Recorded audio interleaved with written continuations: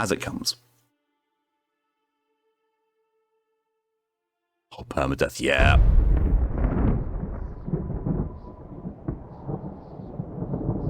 For over 400 years, the armies of Kairos the Overlord have swept across the known world. All who stood against them fell before their might. Even the Archons, women and men of immense power, were forced to kneel, chained to the Overlord's will. Now Kairos' final conquest has come to our corner of the world, and two of the Overlord's armies compete for the honor of taking our lands. The elite disfavored, and the teeming horde of the Scarlet Chorus. The voices of Nerat, spy master and archon of secrets, guides the fierce and undisciplined masses of the Scarlet Chorus. With each battle, the Scarlet Chorus grows stronger, as the defeated are given a simple choice: serve or die. Graven Ash, Archon of War and the Overlord's most loyal general, leads the disfavored. Though small in number, Kairos' ironclad legion has never met true defeat in open battle. Watching over the two generals is Tunon, the Adjudicator, Archon of Justice, eldest of Kairos' minions. Tunon brings Kairos' laws to newly conquered lands, aided by the Fatebinders, judges and executioners of the Overlord's laws. You were among the youngest of the court of Fatebinders when Kairos' armies came to our lands. How could we have known that the fate of thousands would rest in your hands? Well.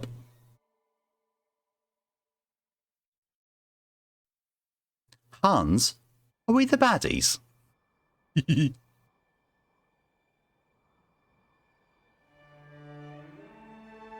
Well, that's quite a lengthy thing of character creation. Appearance, history, banner, name, attributes, skills, conquest. Okay, cool. Well, we're going to be making Chinya. Hail AF, yes. Northern Empire, where you were born, women enjoy equal protections under the laws of the Overlord Kairos. In the southern lands of the Tiers, women may crew a ship, but only men may own or captain a vessel. While these customs gave the oceans to the men, the lands are entrusted to the women. Men may rent and lease, but only women may own land and bequeath it to their daughters and sisters. While following a parent's profession is standard, many women choose to pledge service to one of the Overlord's powerful Archons. Those without a viable trade or lands to call their own are often drafted into the armies of the Archons, whereas it's assumed that they will rise to glory or vanish in obscurity in accordance to their worth. Nice. Our helmets have skulls on them.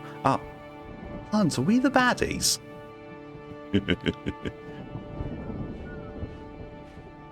Hair colour. Red. Female no... That wasn't so hard.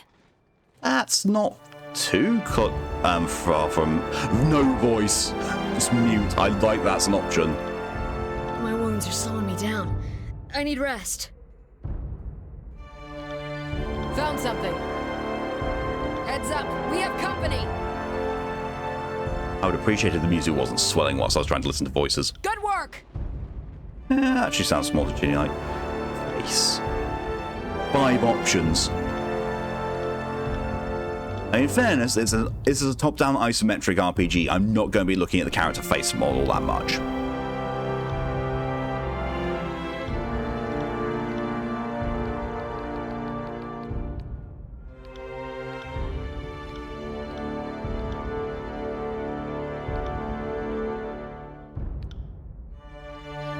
It's going to be that, because... Oh, God. It was going to be that since I saw the back. What the fuck? That'll do. Oh, I guess... Oh, okay, cool. Cthulhu tattoo.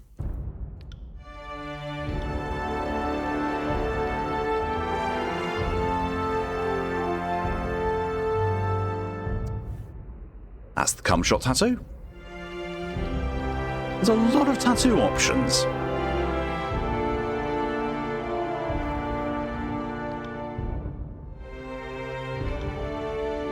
probably not going to see these, but still, flavorful.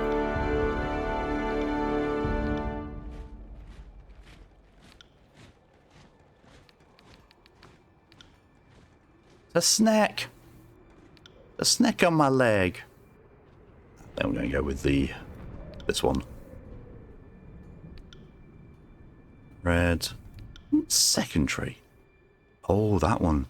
Didn't even see that one. Yeah, okay, that looks fine. Looks good to me. Portrait. Oh, good God. There's a lot of these. That's appropriately Chinya-esque.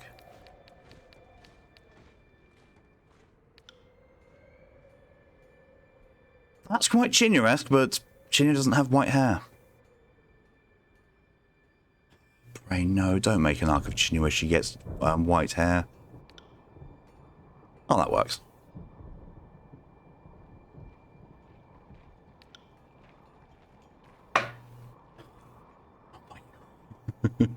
How did you join Kairos' army? Okay. Pit fighter, not wishing to pay to feed and house two, the madam that purchased your mother sold you to the proving grounds. Northern Empire's bloodiest, most notorious fighting arena, given only enough training to assure the show isn't over too soon. Your natural prowess and survival instinct led you to one victory after another. There was no elegant swordplay, no formalized duels, just brutal melee and the stench of blood, shit, and bronze within each year's gruesome necessities. It is said that any fighter that slays a dozen others in the grand melee is given her freedom, but in 300 years, only 3 warriors have ever walked away from the proving grounds. When the closing horns sounded and 13 corpses lay about your feet, you became the 4th to be granted freedom to thunderous applause. But this autonomy was short-lived. Within days, word of your accomplishment made its way to the Archon of Justice. You just saw my electronic duster spray can do VCRs. Oh my God. At least it still accommodates one. Hunter. When the leader of your home village spoke out of turn one time too many, agents of the Overlord put the whole town to the torch to contain the spread of insubordination. The bounding Viper tribe came across the smoking ruins of your village, and when the beast matriarchs found you frozen but unafraid, the mighty leader took you in and raised you with the protection of her tribe. For the years you lived with the wild beastmen in the migratory homes throughout the mountains, but the bounding Vipers were a dying breed. Each long winter took a greater toll than the last, and once the dwindling tribe was too weak to defend its land, disfavored soldiers came to dispense of the ravenous scavengers your tribe had become. Finding a human among the wild tribe, the disfavored soldiers made a point of taking you alive. News of the wild child of the north eventually spread to the Archon of Justice, and he ordered you to release from captivity and delivered unto his court. Your high school sales VCRs, Jesus. Guild Apprentice. Deeply proud of your intelligence, your parents always knew that you were too smart for a life spent within your future in hands and... you've got a life spent with your hands in the soil. Looking to secure a better future, your parents struck a bargain with the Seven Tree Guild, a small magical order willing to teach you letters, numbers, and magic if you prove capable. For several years, you learned much from the mages, mastering reading and writing faster than the rest, and eventually you learned the basics of mystic theory and spellcraft. Your magical studies came to an abrupt halt when the voices of Narat, Archon of Secrets, deemed the guilds a peacetime distraction that must be disbanded for the upcoming war. Its mages assigned to proper armies, while your peers went on to other guilds. Your mind was seen as too valuable to be wasted on the armies. Instead, your life was claimed by Tunon, Archon of Justice. Kinda like that already. Noble Scion. Makes me think of Final Fantasy XIV. Born to noble parents, you were groomed for leadership. Your youth spent on letters, histories, rhetoric, and other matters of culture and statecraft. Though you had wealth and creature comforts, you were expected to grow up quickly and bear the honour of shepherding others through prosperity and war. When your parents came under accusation of sedition, you were sent over to the court of Tunon, Archon of Justice, to defend your family's actions. Your parents were found guilty, their sentence, the dissolution of the treasonous estate. Eloquently pleading your own ignorance on your family's actions, you negotiated your most important deal yet, immunity from the crimes of your family for the simple cost of swearing fealty to the Archon himself.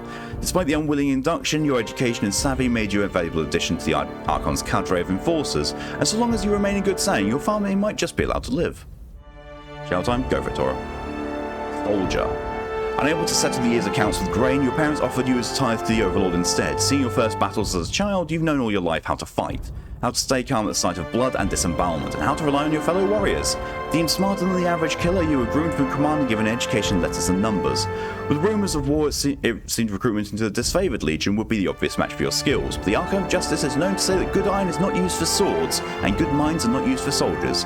Claimed by Tunon, you were instead drafted into the court of Fatebinders, where your martial skills were put to use in the enforcement of Kairos' laws. Lawbreaker. Accused of a crime you most certainly did commit. Oh, that sounds like Chinya already. You stood before Tunon the Adjudicator, Archon of Justice, and argued your case with eloquence and conviction. That doesn't sound like Jinya. Impressed by your logic, reason, and confidence, he found you guilty anyway. It is rumoured that Tunon selects many of his agents from his prisoners, who better to catch the wicked than those versed in such ways. In his mercy, Tunon offered you a choice of 2 sentences, decades languishing in prison, or a lifetime servicing him in the court of Fatebinders. The choice was an easy one. Instead of seeing the inside of a cell, you were trained in letters and numbers, magic and war. The laws you were once broken are now yours to interpret and enforce. Actually, that does sound really fitting for Chinya. War Mage. Few have a combination of wits and courage to be accomplished casters and warriors, and those cursed with such a combination of talents are invariably pulled from their mundane lives and assigned to the armies of the Archons. Your earliest memories are a painful slog of training, study, lecture, and exhaustion, all the elements of being groomed for battle. You knew better than to ask what became of your family, nor to question their missives allegedly penned by their hand that were part of your earliest lessons in reading. When you reached adulthood, Tunon the Adjudicator came to the barracks and laid claim to your life. Seeing you as too valuable for the crucible of battle, the Archon of Justice deemed your life better spent dedicated to the art of punitive legal remedies. Though you've had much to learn in matters of civil discourse, none could deny your bright future as Tunon's next great enforcer. Oh no. Diplomat. Though they would never tell you why, Kairos has bestowed great wealth upon your family for unmentioned service. Oh god. Oh god. We're a family of fuckboys. And your parents used this wealth to have you raised far from home. Your childhood was a nomadic tour of Taratus with hired tutors and fleeting friendships. Where others had stability and routine, you had a worldly and varied education. A careless word in a far-flung city landed you in legal trouble, and you were taken before Tunon the Adjudicator made to stand trial. Not only did you plead your innocence, but you turned your accusations around on the accuser of wasting the court's time, and the Archon of Justice concurred. Amused by your wit, wisdom, and adaptability, Tunon claimed you as the newest enforcer. I think we're just going to go with Lawbreaker. It's very fitting for Chinya. You're trained in the following combat style. Oh god. Oh god. I don't know what I want to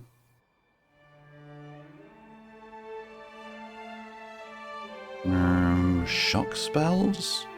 Charged Fist. Bigger spells. Granting bonuses to yourself. Interrupting. Train skills, weakening attacks, making easy to kill. Frost spells, defense skill, focus, so you may do cold damage. I like that.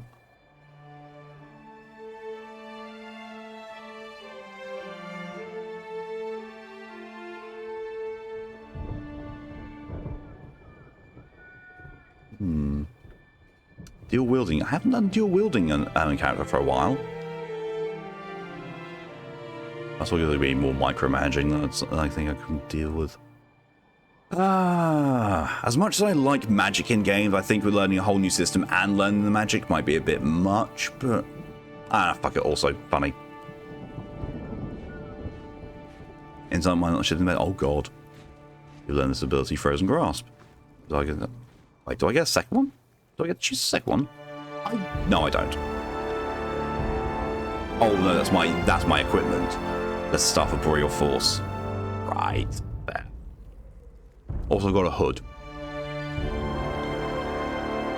You also receive training in this combat style. Oh, okay. Can I just do double frost? I can do double frost. Child Strike. Can't make itself release a powerful burst energy that exposes a small area around the target. And Energy Shield. You know what? That's not a bad idea. Just go double Frost Mage.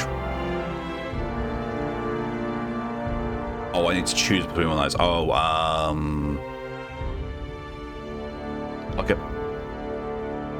You're probably having some issues to Fox. Yeah, like pretty much whenever Fox tells me that she's having issues or what's going on with the weather over her, I pretty much think that it's going to be the same for you, because you're not that far away from each other.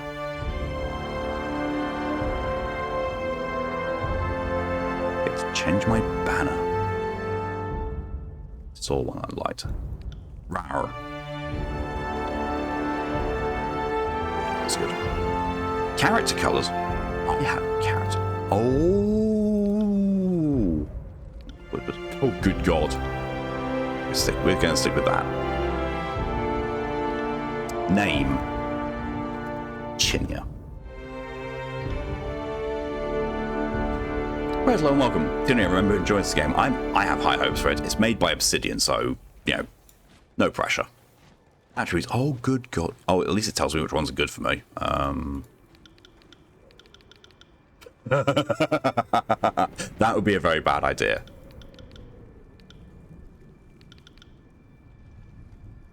Your physical mental challenges for the primary duties to arrive at the endurance, will and magic defenses. Okay, so that's my defenses. Wits is spell strength, right. Vitality, quickness. Ah, that spell cooldown. Finesse, I don't think I need finesse. Okay, I definitely don't need might. Definitely don't need might. Glass cannon is a whole possibility. I mean, mage.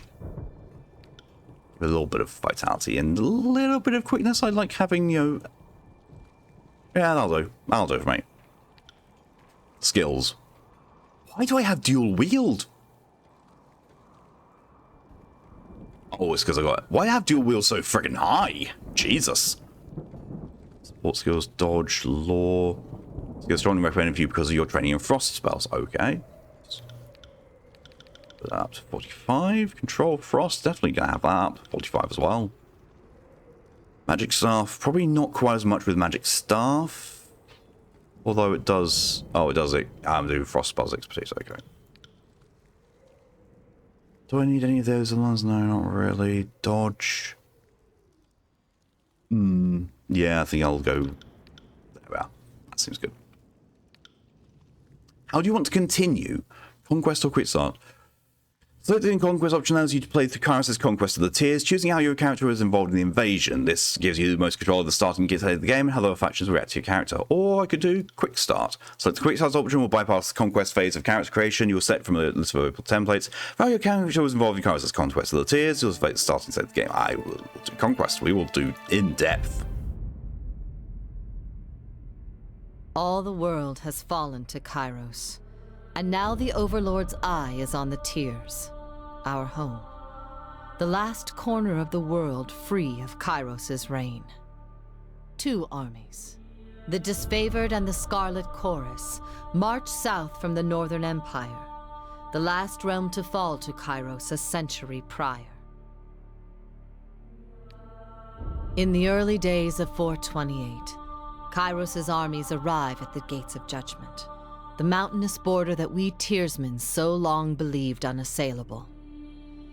Unable to agree on a unified plan of defense, the various leaders of the Tiers sit and wait for each other to deal with the conquerors, until it's too late.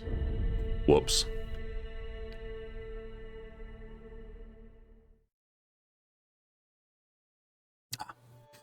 During the Conquest, you will discern your character's actions during Kairos' invasion of the Tiers, shaping the world through which you will adventure over the course of the game. Each choice you make affects how your character and how major factions of the Tiers respond to you. Your decisions matter. Choose wisely. Oh, I like that. I like that phrase. Your decisions matter.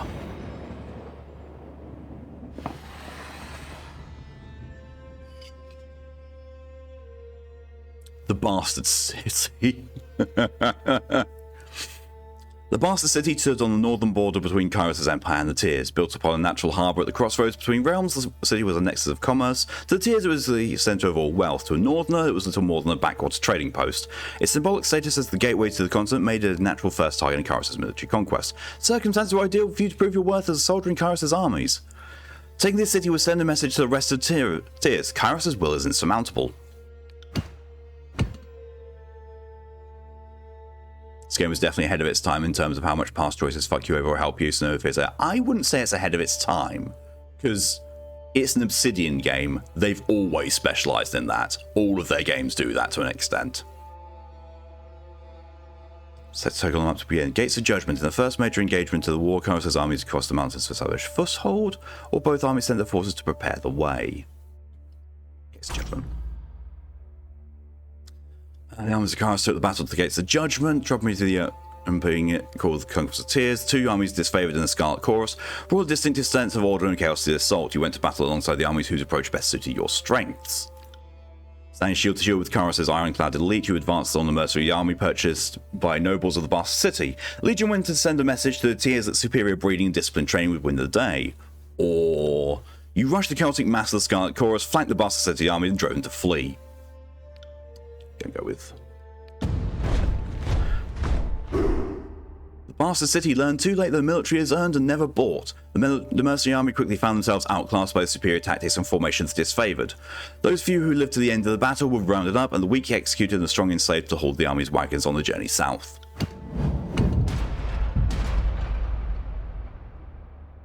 Feeding the host. You found a way to feed Karras' army in enemy territory, or you decided to face enemy soldiers captured in battle. I will do the feedy. Against the most optimistic protections, the disfavored and Scarlet Chorus made short work of local defences. They did so well that the armies quickly outpaced their supply caravans. Oh, blitzkrieg tactics. Troops were plentiful, but food was scarce. You only had time to execute one plan to secure provisions. Oh, what? You're going to eat people, aren't you? You authorised the Scarlet Chorus to send the horde out to pillage from farms and villages, spreading the infamy of Karras' army prepared the tears for the reality of impending conquest. Oh, no. I thought they were going to eat people. You authorised disfavoured troops to confiscate food and supplies from travelling merchant caravans. The tiers already spent ignorant centuries galloping themselves outside Karras' law. Weirdly, actually, I like the Scarlet Chorus approach. We're good, hello and welcome. Outgoing's here. I'm still in character creation. But it's not so much character creation, it's also generating how the world is. So I really like this in-depth approach. Only two pleased to follow this particular order. The Scarlet Chorus divided up the outlying farms and villages among their gangs and set out to collect provisions. Though they returned with wagons laden with supplies, the terror and destruction sowed in their path boosted morale and ensured that everyone from the Bastard City to Stalwart knew their name. The armies of Karras amassed around the Bastard City, the first bastion of the tiers to fall. Both armies longed to storm the wall's outpost, the Scarlet Chorus howling for plunder and the disfavored forming an unbreakable shield wall. Your prowess on the field of battle had carried them this far, but there was one more step before total victory. Both the armies had inspired schemes to take the Bastard City. Which did you support? Fox on Dragon Lab. Snuggles! I've got 3 options. Okay. Assault the main gates. You join the disfavored vanguard in the direct assault upon the city gates. No fortification would stand before the unstoppable legion. Abilities: Warrior's Respite, cooldown 1 per encounter, effect stealth, minus damage 15 seconds, extra health for every 3 seconds. Ooh, that's kind of nice. Stand your ground during the face of defeat. During this time, you'll regenerate health rapidly, but your damage is significantly reduced. Oh, right, okay. I thought it was incoming damage for 12 seconds. Fair. Sorry. My lap is big enough for all. You join the Scarlet Chorus in setting fire to the city and blockading the gates. The defenders would surrender or burn. Jesus. Searing Palm. Gather heated energy into your hands and release into a foe. The target influence of flames burning over time. Oh, Jesus. Or, you let a mixed band of disfavored and Scarlet Chorus scouts over city walls to sabotage defenses, and that gives me Concealing Shadows. Create a cloud of obscuring shadows and dust for a short duration. Enemies that use physical attacks against you have a significantly increased chance to miss. During this time, your attacks will also be less effective. Okay, I kind of like the disfavored ability, the heal thing. With heroic courage and legendary determination, disfavored battered the gates of the Bastard City to splinters. Those who fell into the consistent hail of arrows or cascades of boiling pitch left the battlefield temporarily, only to appear hours later as Archon Graven Ash's protection healed their numerous wounds. In time, the gates gave way and Karras' forces spilled inside the city walls with resounding cheers for victory.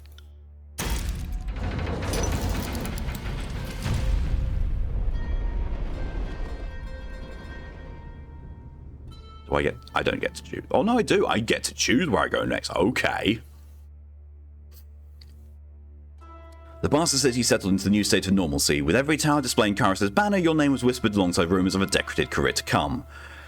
The armies divided into 2 fronts and migrated south. Tunon sent word that you were to join the next frontier of Karras' conquest, either as judge and overseer to the settlement of Lathan's Crossing, or as war advisor with the armies advancing into the realm of Apex.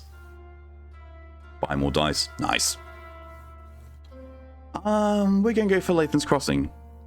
Deposit of iron made the settlement of Lathan's Crossing a strategic war asset. Karras sent the forge-bound smith mages of Expectable Steel to establish a flow of weaponry. Tunon the Adjudicator sent one of his fate binders to ensure the enforcement of Karras' law. Or Apex. The troops of the mountain realm of Apex stood idle in the safety of their valley, buying the time as their neighbourhoods in the Bastard Tier fell.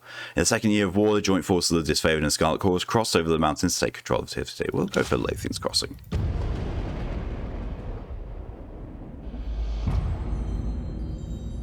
Year 2 of Kairos' campaign. I really like this style of setting up the world. Reminds me of Dragon Age, but more in depth. Years ago, Latham the Bold founded a small merchant town at the intersection of ancient old walls. A pact between the settlers and a merchant company meant that the caravans were able to travel without fear of bandits or bane, and the town thrived in modest insignificance. Latham's crossing drew Kairos' attention for the iron deposits in the surrounding hills, with the region under Kairos' control, and the northern smith mages could set up workshops to refine ore and armor disfavored with the finest weapons of the known world. Oh, that's kind of cool. You can actually get more detail on the names if you want. Nice.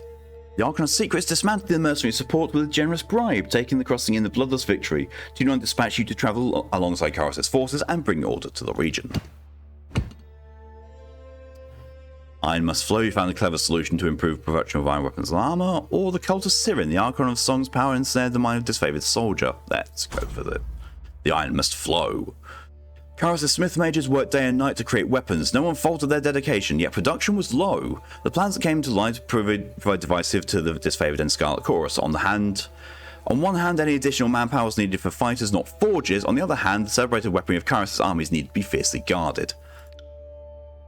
Used Conscripted help from the local tribe of beastmen, their strength would more than offset the disobedience. The disfavored protested that savages have access to the secrets of iron, but their voices were few compared to the support of the Scarlet Chorus.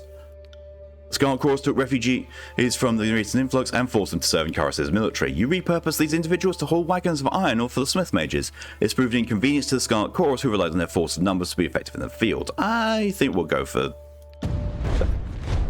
Scarlet Chorus can, always recruit more.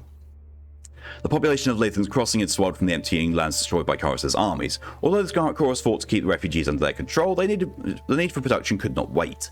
New recruits were reassigned to haul iron ore from the treacherous mine shafts, labour more fitting slaves than Kairos artisans. Though the disfavored grew stronger with the advantage of more weapons, the Scarlet Chorus diminished as their ranks found themselves with one less opportunity for growth. Only one less, it's fine. The armies of forges improved production, both armies demand preferential treatment. Guardians due. Tensions rose as disfavored Scarlet Chorus soldiers rubbed elbows with mercenaries hired to guard the forges. Ooh. Twitch, can you please stop freezing me? Which is just being a dick, apparently. Guardians due. Kairos' armies used Latham's Crossing as a reprieve from the war. The city grew more crowded, but as a mercenary army hired by the Archon's secrets, occupied the barracks, where they drained resources and escalated tensions. The disfavored wanted nothing to do with the sellswords, but Sargon sought to invite them into the fold. So the Scarlet Chorus approach is you let the Scarlet Chorus and the mercenaries engage in combat games and challenges, and allowed laws against revelry and merriment to go unenforced. Those who won the contest took a greater share of provisions, and sellswords and merits were invited to join Kairos' army. Or disfavored demanded that mercenaries be kept far from Kairos' army.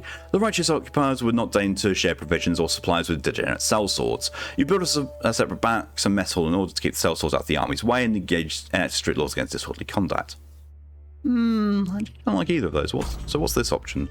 Pick the armory. Since you aided the production of weapons, commander of both armies lobbied for additional arms. They offered all manner of bribes next in line for a fitting session with the master of the forge. How did you sate the lust for iron?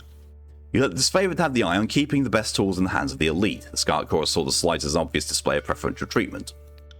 You gave iron arms to the Scarlet Chorus commanders, knowing they pay very well for any killing tool. Weaponry of such a claim was typically reserved for the highest disfavored officers, but you were open to changing position under the circumstances.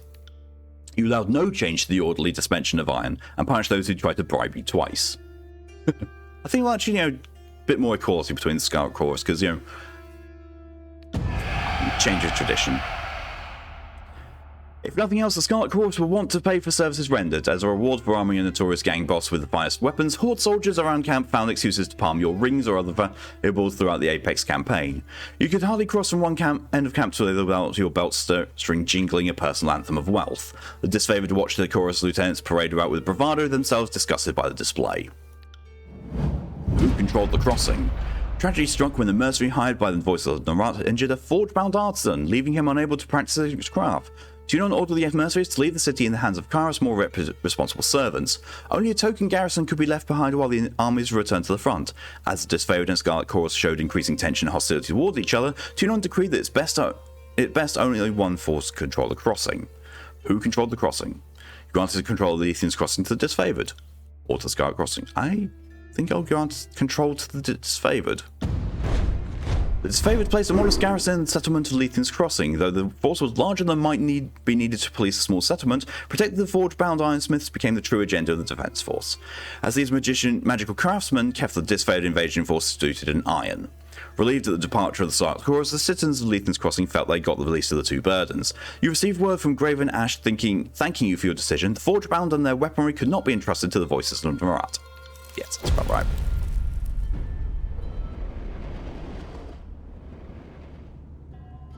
Okay, we got 3 choices this time.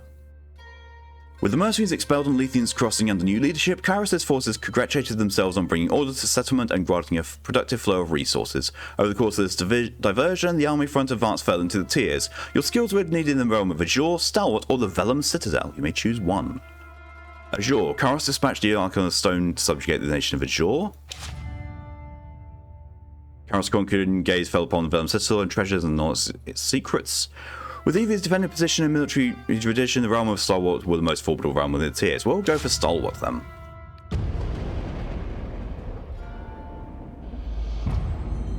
Year 3 of Kairos' conquest. And look, steady supply of cock rings. The realm of Stalwart was best known for its proud army, disciplined, courageous, and undefeated on the home soil. Skill and resolve made Stalwart a military power that Kairos' forces approached with due caution.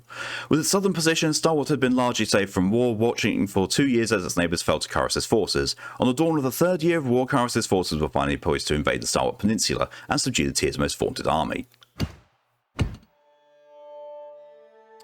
Marching on empty, tragedy struck when hungry Scarlet Chorus soldiers appropriated disfavoured supplies. A contentious setback, seeing defeat led to accusations among Kairos' armies. Well, let's have a look at these.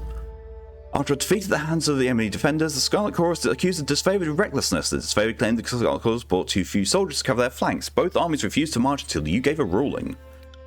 Knowing the disfavored reputation for discipline as well as the Scarlet Chorus's power to instill fear in frenzy, you decided the Scarlet Chorus was in the wrong. Lacking proof that the Scarlet Chorus recruits were negligent, you punished the disfavored commander for his failure and for bringing charges without evidence. Or the Stalwart defenders burned their crops as they retreated, leaving the invaders little to forage. Starving, the Scarlet Chorus mob raided from the disfavored's well-maintained supply lines, incurring casualties on both sides. By your command, the disfavored shared their provisions. The thieves lost each hand a third for their treachery. Or you ordered the thieving Scarlet Chorus should be spiked for their affront. Jesus Christ! You know what? I think we're going to go with this and, pay the disfavored. The Scarlet Chorus were nonplussed to receive some censure, but aghast that the disfavored were not sharing their blame, Scarlet soldiers hurled venomous accusations your way, challenging your impartiality and wondering where justice could be found, if not in Tunan's Fatebringer. They argued the reputation should have no bearing on law. Whoops. Negative conscription. Scarlet Corps soldiers were spotted fighting alongside the Scarlet defences. The voices of Narat insist they were spies enlisted to gauge the army's weaknesses and sow discontent. Disfavored accused the soldiers of treason and demanded bloody reprisal. The contentious army sought your ruling on the matter. You ordered the disfavored to execute these spies when they were found and demanded the full accounting of the so-called agents from the Scarlet Chorus. Or trusting that Kairos' spy master knew his business, you ordered the disfavored to ignore the Scarlet agents. Or for the regents. The armies of Kairos collaborated on the capture of the enemy leader. The Scarlet Chorus requested that it should be interrogated by the Archon of Secrets. Disfavored wished to display her corpse in battle. Since the stalwart defenders refused to surrender, a gesture was needed to instill fear. You ordered the enemy commander to be executed, her body displayed as a warning for those who would defy the Overlord. Or you ordered the voices enemy and commander to be sent to Voice of Narat for interrogation. I am actually going to go with this one and favour them. Against their better instincts, the disfavored showed restraint in avoiding the Scarlet Chorus's operatives on the battlefield. When days passed and the Chorus agents didn't report back to camp, you questioned the voices of Narat on his claims, to which he cautioned patience. Several evenings later, one of the so-called spies shambled into the Scarlet Chorus camp and requested an audience with the voices. No one knew what they discussed in the privacy of his tent, and no one ever saw the soldier again. Voices of Narat emerged with a quiet sense of accomplishment, saying only, "Trust us, it will all work out in our favour." Shower acquired, meds taken, food on plate about the reason. Nice. Thank you, DJ, for your contribution to the one-off games from Challenge. The Disfavored carved a slow, steady path into the heart of Stalwart and surrounded the enemy's massive fortress. With the main bulk of their forces defeated, the enemy leadership retreated to their main fortress, content to wait out the war. The Overlord answered this impudence with an Edict of Storms on the peninsula, a devastating spell that would endure for as long as the cowardly hearts of Stalwart's leaders persisted in beating. Pleased by your efforts, Tunon deemed that you were the proper representative to deliver Kairos' edict. Aside from being given a 3-day window to read the edict, you received no other instructions. Okay. Agreeing with the wishes of the disfavored, you proclaimed the edict at once, leaving the enemy no time to react. Stalwart had ample opportunity to surrender for several years, the sign for mercy was long gone. Or, in an attempt to ingratiate themselves with the people of Stalwart, the Scarlet Chorus insisted that warning be sent to the towns and villages, so that the people may prepare for the horror about to descend on them. Nope. Waited long enough for surrender.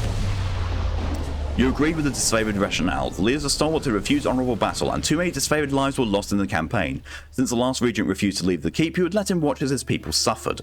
Without hesitation or regret, you broke the seal of Kairos' Edict of Storms and read the Overlord's incantation.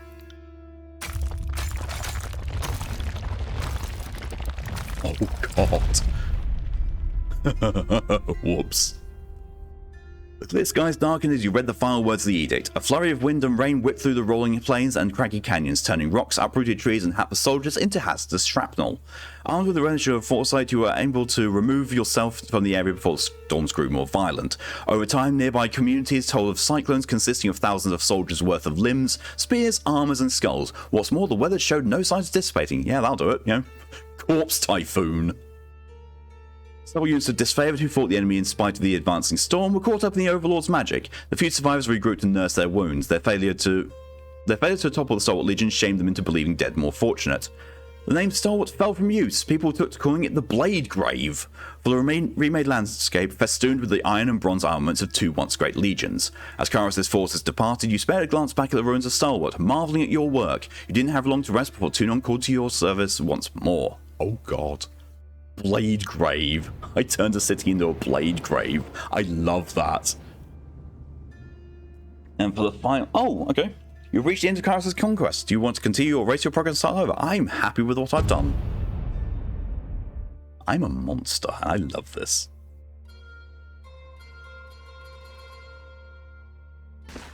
The year is 431, and Kairos' invasion has shattered all major opposition in the tiers. The Younger Realms, the Bastard Tier, the Free Cities. All who defied Kairos lay broken by battle, or bowed in surrender.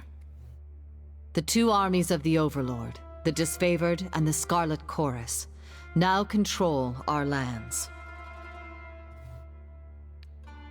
But our will is not yet extinguished. Not entirely. In the Valley of Vendrian's Well, those of us unwilling to bow to Kairos have banded together in defiance. Violating an oath of surrender from 2 years prior, we have staged a bloody uprising, murdering the Disfavored and Scarlet Chorus garrison in a midnight assault. Oh. With their main forces spread across the tiers, the Disfavored and Scarlet Chorus redeploy to Vendrian's Well to crush the resistance. But months pass with no definitive battle. As disagreement and discord paralyze the Archons, we bide our time and wait for our message of insurrection to spread across the tiers. The Overlord is not amused, and Kairos has one message for the Archons: crush the Oathbreakers or die. Oh shit. As you finally make your way through the winding mountain passes into the valley, let go of my mouse. The ground trembles, and Kairos' magic seals the way behind you. Yay! You are trapped in Vendrian's Well, with Kairos' armies and the Oathbreakers. The only way to survive is to fulfill the terms of the Overlord's edict, in any way that you can. Cool. Oh! Okay, these... Oh, I love these visuals already. Open to shores. First visit to World Tyranny. Watch these windows to help you become familiar with the game. You can save a to almost any game for the time. Thank you. Hi. The Overlord be praised. When I heard the avalanche, I feared the valley was sealed with you on the other side. This favorite warrior claps her gauntlet to a breastplate, traditional salute of her legion. Conversations involve you and other characters, and sometimes additional parties like bystanders or companions who may interject. The choices you make change how the story develops and will build a reputation for your character over time. People in the world will learn your reputations, good and bad, and respond accordingly. I like this. Your character's attributes, skills, history, and gender, as well as decisions you made in Conquest, may all open up options for you in dialogue. These options are not necessarily superior to the other responses, but give you a wider variety of choices to select from. The manner in which sometimes responds to your choices depending on their individual personality and attitude. Look, mate, it's the game. Since we went on a disfavoured alliance run, or maybe less purposeful. Mostly disfavoured, yeah. Each character who speaks to you will display a banner beneath their portrait. These banners indicate which faction the character is allied with. The tooltip on these banners will provide details about how that faction feels about you. You'll often see the names of important characters and locations displayed in gold text colour. The tooltips on these glossary entries provided with you important information about the world. Awesome. Okay, so what's that? Disfavoured. Got no favour. Although 41% to tier 1 on favour. That's good, they like me. The commander wouldn't say why the government of Lethan's Crossing would be coming, but since we have no forgers here, I imagine you're here to knock some sense into the voices of the rat. She catches herself clearing her throat with a smile. I mean, mediate with the Archons so that we may agree on a plan to wipe out these Oathbreakers. Glare silently. I'm in a hurry to deliver a message to the Archons. We become very need of Kairos. Get a hum in the air, glow around the rocks. The avalanche is Kairos' magic, the Overlord to seal the valley. Your senses see more than mine, good Fate Binder. I do not pretend to know much about such things, but if that was Kairos' magic and you're here on important business, well, you don't have to be the Archon's secrets to guess that you're here to proclaim an edict. What does Kairos have in store for the enemy? 10 years of festering plague? An edict of twisted bones? Glare silently. I'm in a hurry to deliver a message to the Archons. Well, you've travelled a long way. I won't keep you further. I'm sure the Archons will want to hear from you at her voices first sight. The attention snapping eastwards with alarm. Did you hear that? More runners. Third time this week. The Oathbreakers keep trying to send messages to the mountains to gather help from outside valley. She points over to the collapsed path by which you arrived. But they're a bit too late for that now. Come, let's show these Oathbreakers a good fight.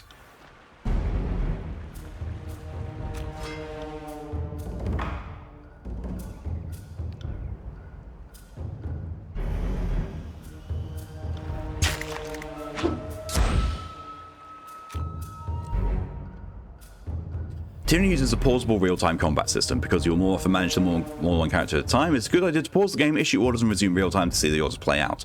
The options menu also contains many choices for automatic pausing when certain conditions are met, e.g. start combat. Press spacebar to pause and unpause the game. Your character can always perform basic attacks using their equipped weapon or their fists if fighting unarmed. Characters also have special abilities and spells they can use in combat. When a character is selected, their ability bar displays their hotkeyed abilities. As new abilities and spells are gained, they are automatically added to their ability bar. All of your character's abilities and spells can be accessed by selecting the category icon at the bottom of the selected frame. Abilities grouped into talents, spells, combo abilities, artifacts abilities, reputation abilities, and stances. Category icons for weapon sets and quick items follow. To use an ability, left click on the ability icon. Right, okay. All characters in the game, friend and foe, have 5 prominent defenses against middle attacks. All possible attacks. Okay. Okay.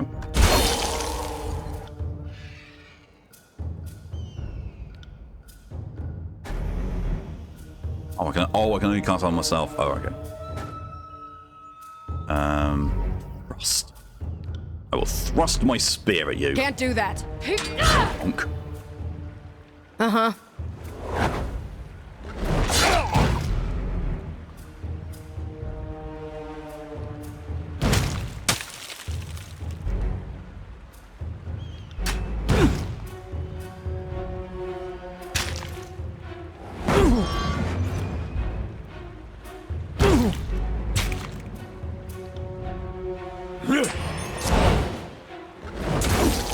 He's very nearly dead. Holy shit!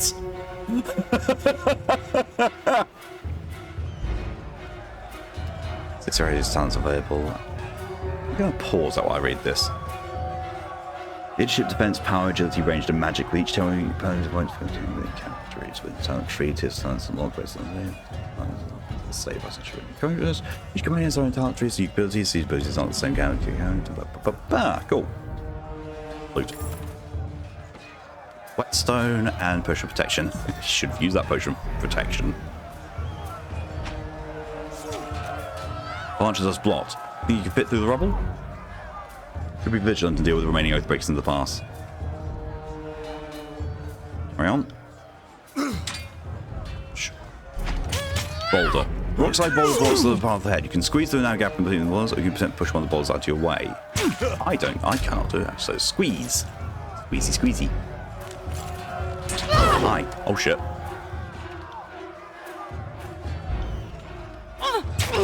Ow.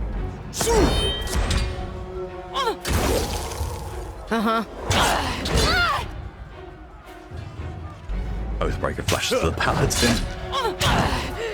Yeah. It's not me this time. I'm not the Oathbreaker.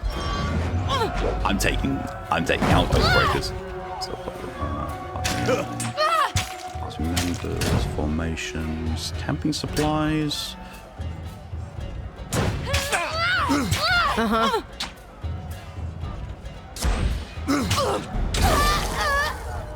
Jesus. Oh shit, okay. I didn't realize that I had... That makes things so much better.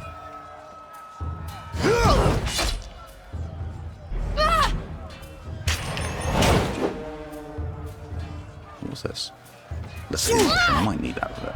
So many Oathbreakers don't see one hellish rebuke to worry about. And I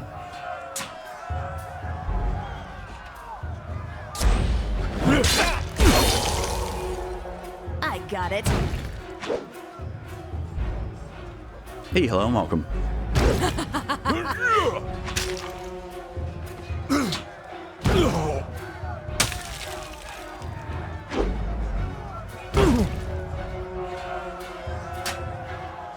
Hello and welcome.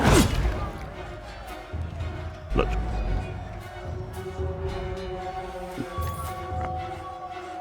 Sun Soldier's Javelin. Don't bother me. Go down the pass. Trust us.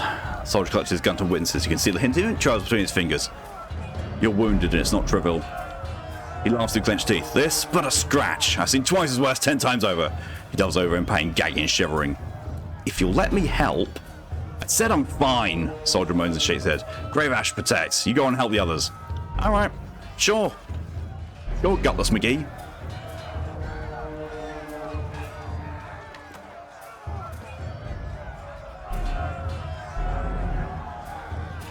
Waking Dead? Okay, cool. What is Tyranny? America? Several skulls bleached by the sun and picked clean by carrion birds, spiked on a roughly hewn post. Is the only heraldry the Scarlet Chorus needs. So basically this is a role-playing game where we are it's the one I told you about, where you basically act as the judge, jury, and executioner for an invading army. Try and catch me, worm. A young Scarlet Fury weaves around the Vendrian Guard attackers, avoiding their weapons with fluid grace. She nods to acknowledge you. Oh, the Scarlet Claws don't care about me. Fair.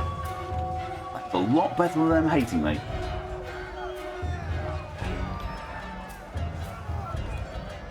Breathless enemy soldier passes a glance to her countryman. This one's crazy. Too much lead in her water. We should cut our losses and turn back.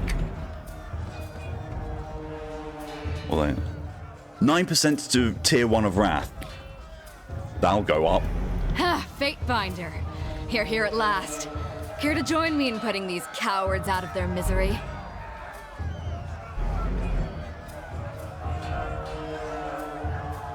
She nods the armed soldiers bearing down on her. Save something for me. We're on with Apex. Charge! The Vendrian Guard level their weapons in advance. That's a very bad idea. Wait, what's this? Blood-soaked stone. Coordinate with Verse to not give target prone and slowly strong bleeding. Yes. Donk.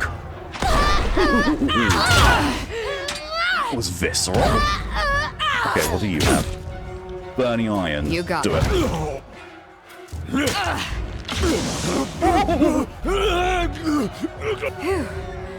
I can tell you didn't spend the conquest in a diplomat's tent. Fighter surveys fresh corpses and nods with satisfaction. Oh, she's my allegiance now. I'm Verse, by the way. But there are more important things to take care of than introductions. Those Vendrian Guard we killed didn't come alone. She gestures to the skirmish unfolding in the past below, shaking her head. Why are the Vendrian Guard attacking now? My guess? The Vendrian Guard are testing our strength in battle, learning how we perform before they organize a real offensive. That, or they're really, really desperate to get beyond the mountains and couldn't wait until nightfall.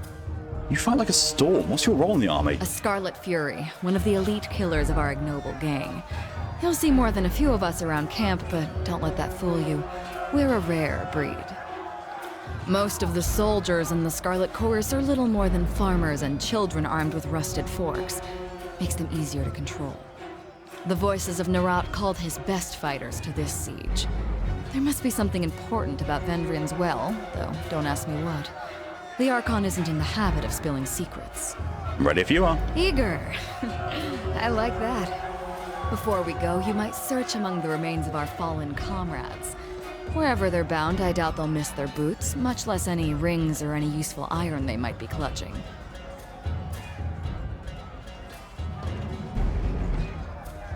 There's the teapot. So far, I like this. See your point, nice and practical. No reason to pity the fallen. Before long, we might wish we'd joined them here. Yes. But at least we'll enjoy heavy pockets and warm toes. As over highlighted words gain in definition all that. I know. It explained that. For the voices of Nerat! But as far as her brows and focuses down on the battle to come.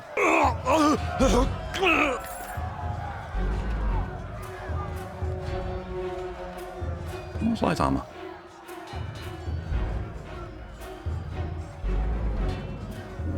Recent craft. Inventory.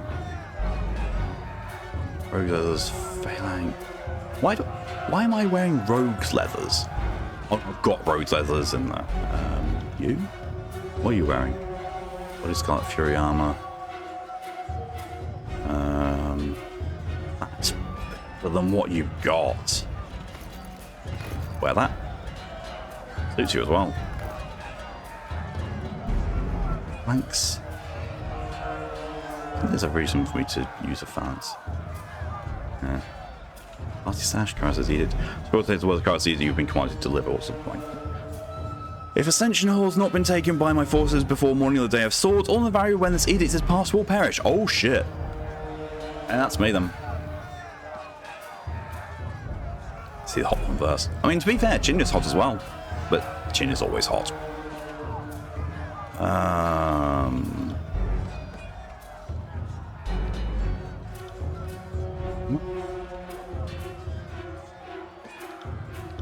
Where's that helmet I just picked up, though? You didn't put it on. Where is it?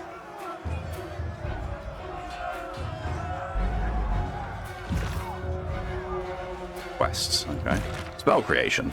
Spells are created using 2 or more sigils. The core sigil determines the type of magic, such as fire, frost, or illusion. The expression sigil determines how that core shapes out to the world, such as ball of fire, frost, enchanting weapon. There are several categories of sigils that can extend a spell, creating greater range, accuracy, or proving balanced secondary effects. Oh, that's awesome.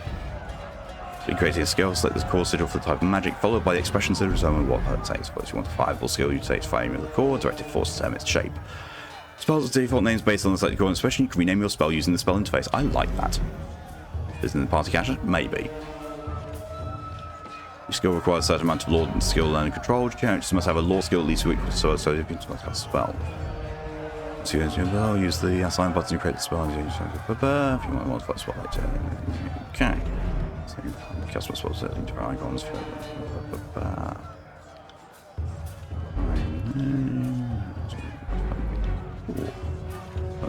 Cores. I've only got core force expression. I've only got focused intent. So it's frozen grasp. I don't think I have. What's that? Ah, there it is. Then we slightly increase the range of a spell. Learned. Up and all the cat toes off the floor, and last time vacuum, Sarah's now chewing the box apart while trying to find a toy she wants to play with, of course. Fury Helm.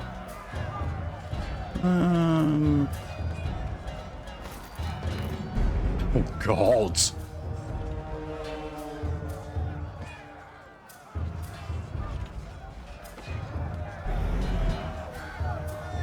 Yeah, that seems fine.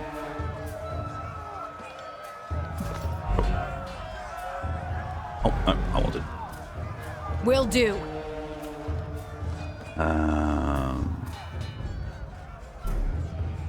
Top part of this one.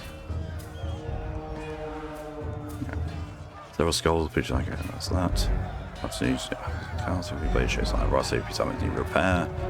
Simple solid course is smeared in blood and tattered cloth and we've been taking tears. Tears? Tears.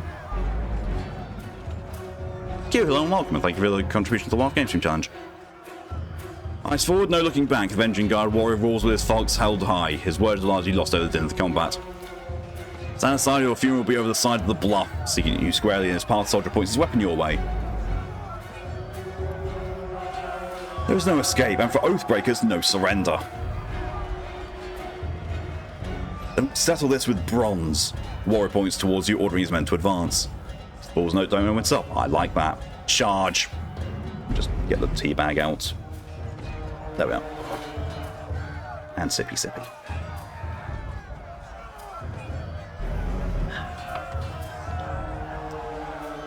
As they signal his men to charge, a sound of chanting rises from the south, drawing attention. Scarlet Coursers reinforcements, hurry!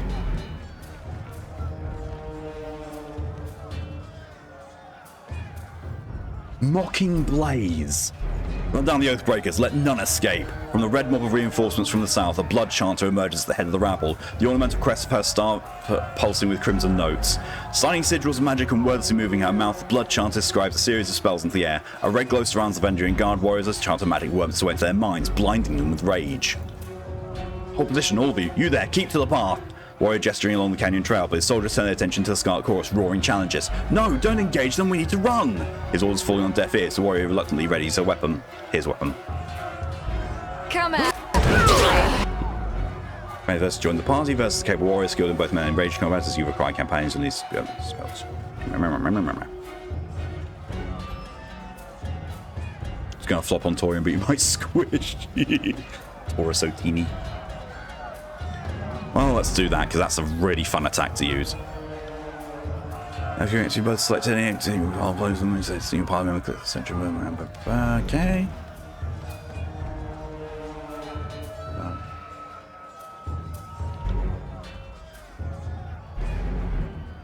Take it in here, but you see this. Sounds big, but it's not the base. It's on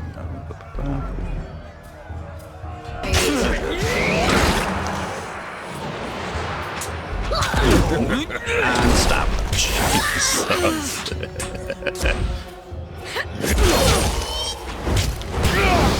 Oh, I've been knocked on my ass.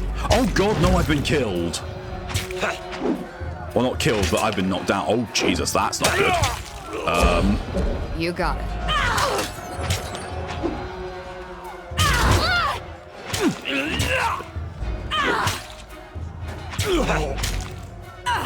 Virginia.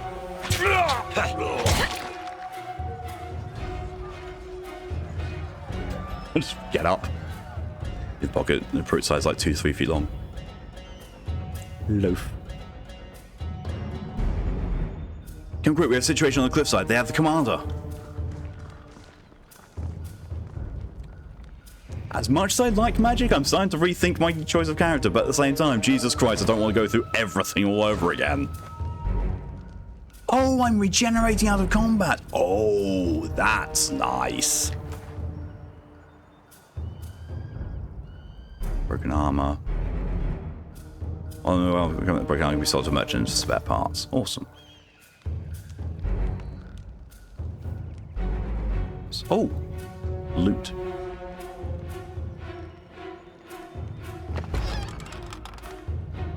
Keys.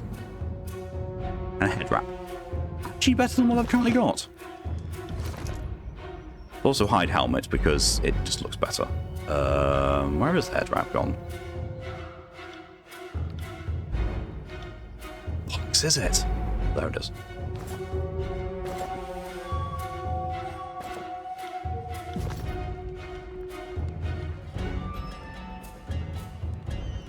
Will do.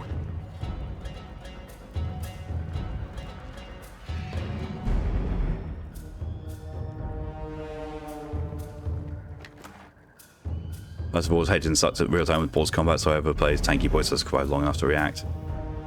That's fair.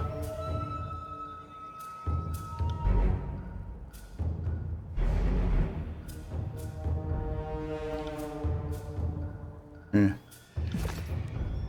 As a person. What are you doing? You draw attention to me. I will. Oh, he's Scarlet Chorus.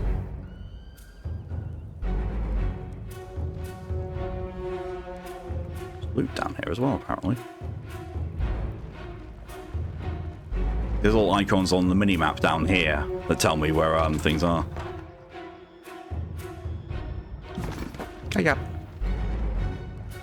Hallucinogenic mushrooms. Oh, the bollocks do I get up there? You open that? You do not have... How does my rogue type not have that much subterfuge? Not far off. What's this? Locking a skill growth prevents the character from gaining experience in the skill through normal gameplay interactions. Oh, okay.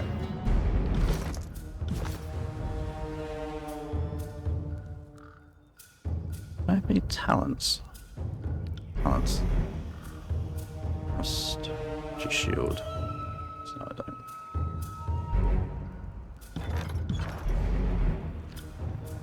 Come on.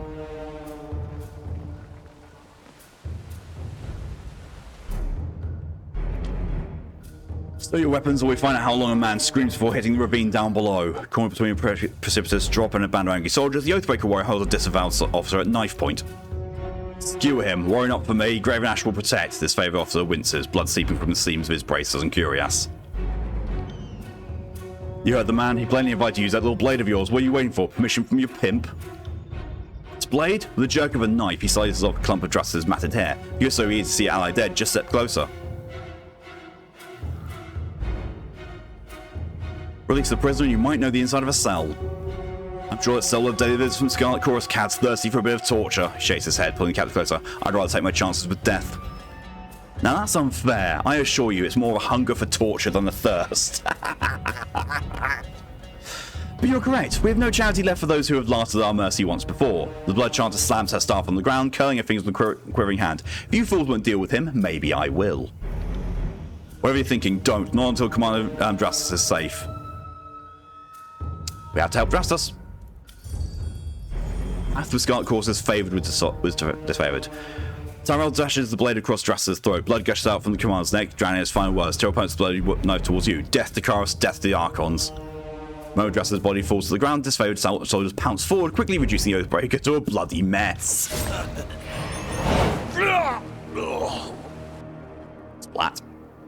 Drastus' death will be a setback. He was a fine steward of the steadfast. Aurora swallows her lips, purse anger. But with the losses we sustained in this war, I'm next in command. I'll aspire to be half the leader Drastus was. One of the soldiers found some mage blather on the Oathbreakers. Aurora holds up a rolled sheaf of parchment. I figured you being trained in letters could perhaps... Aurora looks at the papers, her face blushing, quickly starts the sheaf towards you. Examine the parchment. Repeating the same message in different written scripts, the parchment explains the Viridian Guard's desire to overthrow Karos' Archons and rout their armies from the tiers. Pages aren't addressed to any specific reader, but rather openly invites all who remain loyal to the younger realms to gather Viridian's wall. Recruit material, they're trying to bring more traitors to the fight. Like the other groups trying to flee the valley, but we can rest knowing we stopped this group. Shame it's such a high cost. The Archons are expecting you at the disfavored war camp. When you're ready to leave, exit by the southeast gate, and keep going that way through the foothills.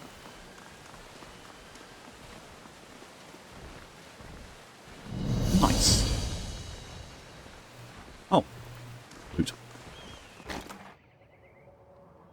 Quick finger bangles. Oh my. Yes. Okay, so...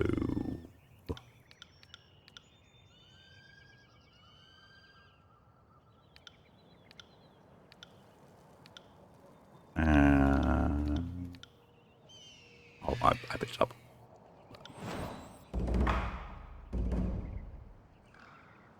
I'll use health bar. Well, let's have what such increase. We kill the next thing we choose. Oh, right, okay.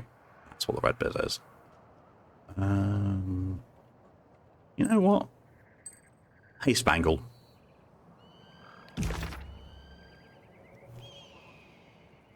Such expression. Distant impact. Rhyme spike.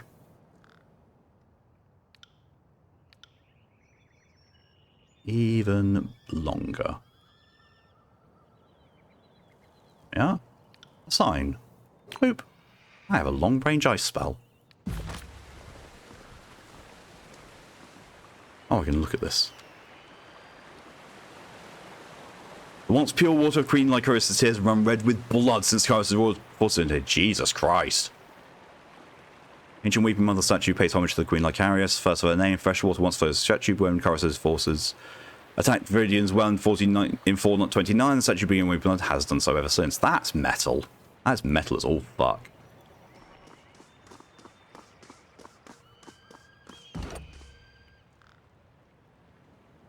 I cannot climb.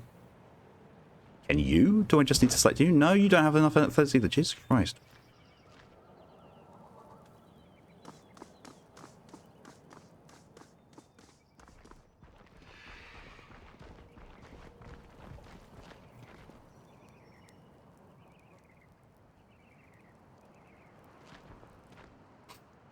The prisoner is from the Tarkus clan. He doesn't want any Oathbreaker. He's one of their leaders. Aurora signals to the men by dragging her hand across her neck. No mercy for those who foment rebellion. Find a post and string him up. If his wounds don't kill him, thirst, starvation, and infection will do the rest. All must be given a chance to find absolution in service to the Scarlet Chorus. The mage points a finger at the disfavored officer. And you know full well this has always been our way. He has a chance to slave or soldier. Only then do we feed him to the pigs. I tire of this nonsense. You keep recruiting these Oathbreakers, then you fail to inflict order and they defect. And we have to fight them all over again. I will not let another one of these South knobs come back to haunt us. South knobs! Why insists this Oathbreaker be taken to the voices and the rats, leaving us at an impasse? Fortunately, we have a fate binder here to settle the metal for us. Charter turns to you, an expectant smile creeping across her face. So, what say you? What should become of this prisoner? Execute the Oathbreaker once their answer to surrender is enough. Happily. This one will pay for Drastus and my other brothers and sisters that perished here in Vengeance Wall. Aurora knows to a nearby warrior. You hit the fate binder, kill him, but make an example of him, and find a post that's on use and string him up. Aurora gives you a solemn nod. Till next time, fate binder, I know you have important business in the valley, no point in keeping you. She snaps to a salute, for the glory of Kairos. And the chanters are like, well, fuck you too. Okay, so who's this person? Who I couldn't talk to before. Fate binder, one honor to have one of Tunon's court visit our humble holdfast. Need supplies? Bursting energy, the merchant slams a pound down on top of the crate. If you so, you come to the right place. So what will it be today? She spells a welcoming arm over her wares. Let's see what you have. I want to sell this stuff. Where's my...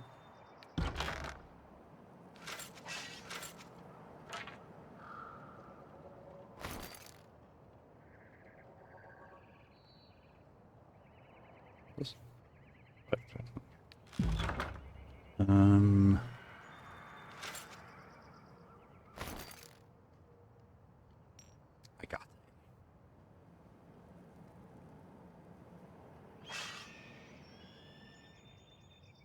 Okay, so I'm gonna get 56 copper rings. Oh, and 14 rings. Oh, I see. Actually, also, what else? Sell that as well. What I got? The stuff where okay, I've already got that. Stuff tight says that. Okay, right. Alright, I see. I see. Ooh.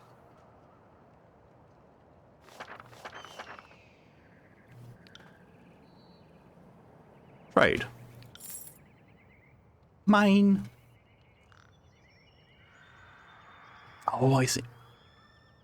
Can't break down bronze rings into copper rings. Okay, fair. Fair.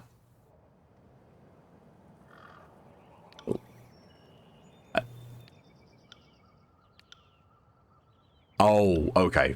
Right, I've got them. Right, I've got the maximum amount. It's not like I can't afford them. I haven't. What's this? Oh, my campus. That's right. Fine. On it. Wait. Speak with verse? Need to talk? I suppose I can give you a moment of my time. Suppose. Verse crosses her arms, regards you with curiosity. What do you need?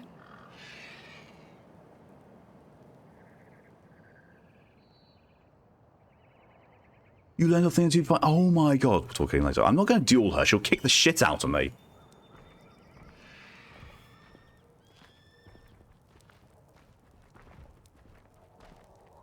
One disfavored, so you should know think what to about that.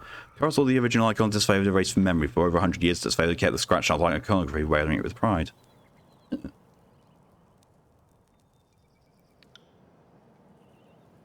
help but notice how your eyeballing disfavored symbol litter about camp. It's hardly a symbol, just a scroll. That's true. Used to be the pride of the Graven Ashes Legion before Kairos made them to face it. What happened? Word has it that Ashen has been under more scrutiny than any other Archons, seeing as he took a stand against Kairos in the past. Even though he bent the knee in the end, that doesn't place him above suspicion. Kairos and the other Archons keep him on a tight leash. Ash's troops impressed the growing empire, but Kairos made them sacrifice everything they were up to the point Ash surrendered. They've been disfavored ever since, and fighting to earn back their honor. Guess that's why you don't cross the Overlord. Kairos holds a grudge with a mean jealous streak. I've had enough. I don't blame you. Compared to the Scout Corps, disfavored are about as interesting as hard labor. Jesus Christ.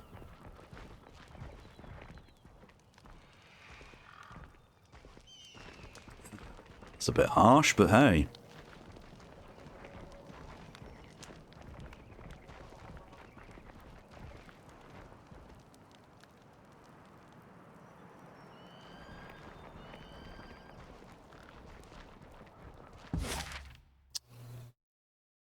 Go to camp. Take you 2 hours 45 minutes to complete your journey. Yes. Do a Noom.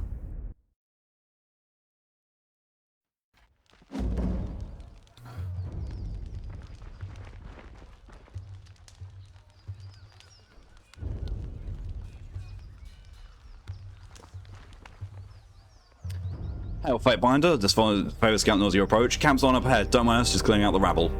I still don't understand what I've done to offend. I respect these now disfavored lands. I'm happy to give Legion a proper toll, but she's going on about trading rights. What nonsense is that? I'm not allowed to trade one thing for another. It's not like I'm selling weapons to angry peasants or anything of the sort.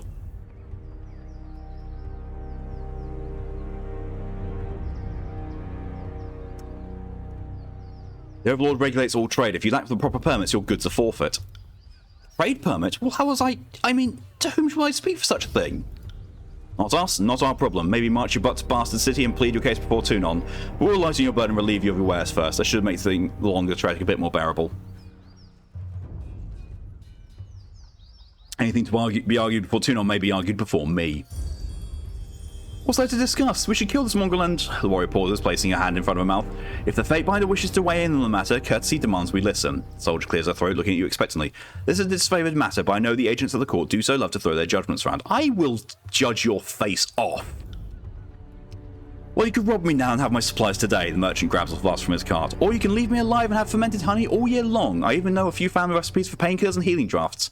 Certainly any army will need those. He uncorks some osmanic vial and aroma of cloves and lanolin and oscillates your nose.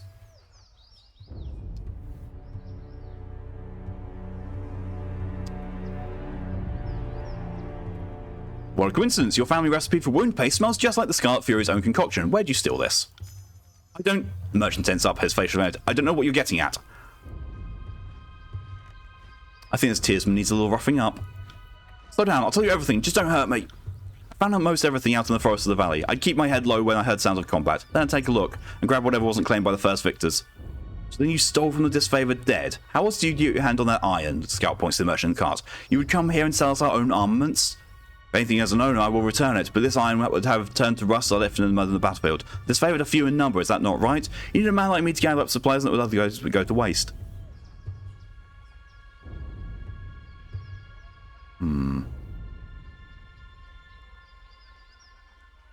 will tolerate your presence, but you have to pay them handsomely for such charity. We will? The disfavored soldier clears her throat with a cough before repeating herself in a more upbeat manner. We will. I love this. Disfavored will tolerate your presence. We will? I mean, we will. It sickens me to make exceptions for this vulture, but if you'll supply the disfavored without profit, perhaps this indiscretion is for the best. It's not like I'd lards are overflowing. A work slave to scrounge provisions would be an asset. Thank you for interceding on my behalf. I know my life will now depend on showing disfavored due gratitude for suffering my presence. If I must grovel a bit to earn my daily grain, then so be it.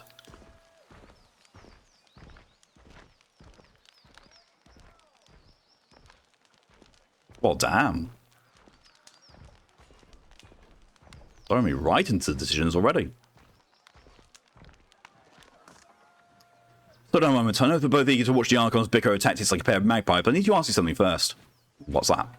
Voice in the rat told me that you become a mediator. Considering the source, well, I can't help but feel I'm only hearing half the story, so let's have it out. What's so special about you?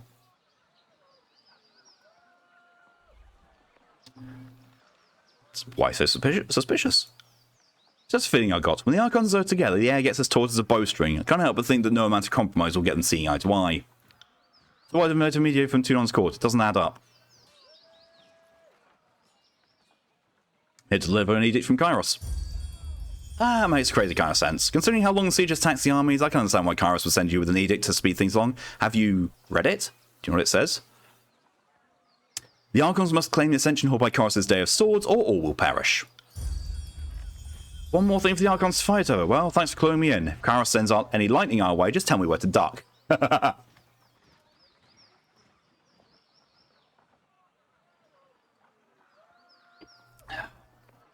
Reddit? I mean Reddit. What?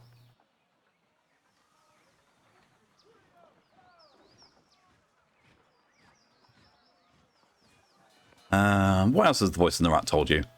Only I could find you in the Edgering ruins. Truthfully, I could have picked you out of a crowd. You're the only one of us who hasn't spent the last few months bathing in the stink of the Matani River. She laughs, but there's a forced nature to it. Have you read it? Really? Sounds like this game. Like, the entire point of this game is being evil. It just depending on how you choose to enforce the laws and whether you're enforcing the word or the spirit of the laws. Why do you think the Archons are at odds?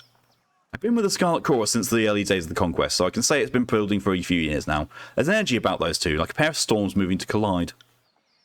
I tell the Graven Ashen Voices and the Rat shared some bad blood in the Northern Empire, but I don't know any of the particulars. By my authority, the Archons will fall in line. Sounds exactly the attitude to set this campaign in the right direction. I don't envy you the task of getting to cooperate, which sounds about as easy as teaching a tornado to heal. At least you sound like you know what you're doing. Really ought to be meeting with the Archons. Warzone's just past the centre of the camp. She's not in the northeast. One last thing, be careful around those disfavoured types. They take their work seriously and most have suffered too many blows to the head. 5-1 sets of dice fight. Jesus Christ. Hyperfixation be real. Who we have here? Step closer and present yourself. Out. You arrived at last, Disfavored Warrior turns to the other guard. This isn't just any fate binder, this is the Stormcaller. Shinya fought with us all the way back to the gates of judgment, served on the front lines, saw it with my own eyes. Guard looks back at you, nodding slowly. We're honoured Tunon sent you. I can just glare silently at people, I love that.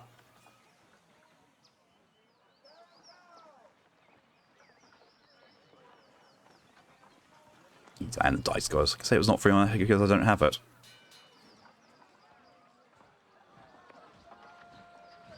I'm going to check something.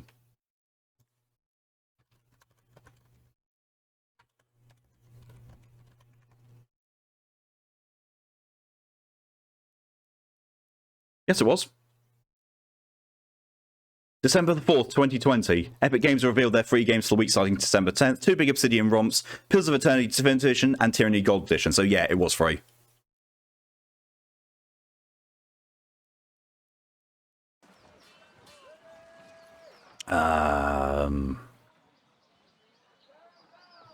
Graven Ash Protects. Oh well. I mean, it was like 3 years ago. That he does, the warrior nods in approval and taps twice on the gate to signal your arrival. Be well, Fatebinder, glory to Kairos. Like, from what I see, though, it's not an expensive game.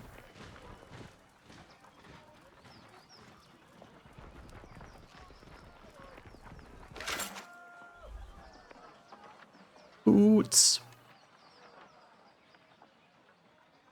Ooh. Although they might actually be... I need to learn these.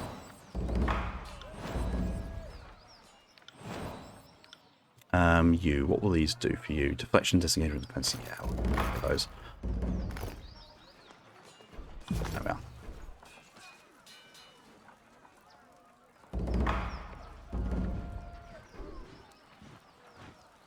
It's locked. It's locked, but I can open it.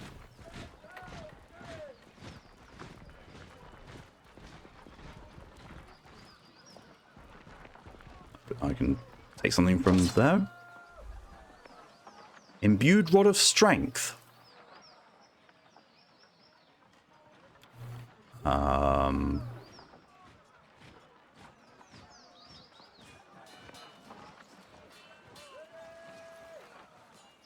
It's faster, but it does less damage. My current staff. Oh, fuck it. Love it.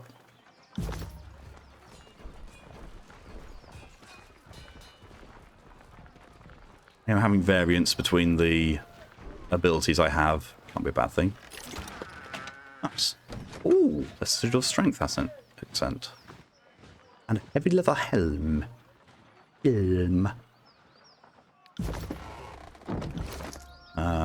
What about you? Can you use it? Will it be better than what you've got? It is exactly the same as what you currently are wearing. It's just, you know, not flavoured.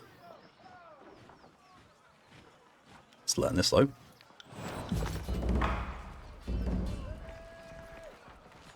I appreciate they've got a little tooltip on the map that tells me what I can interact with. Bloodstone. Levels.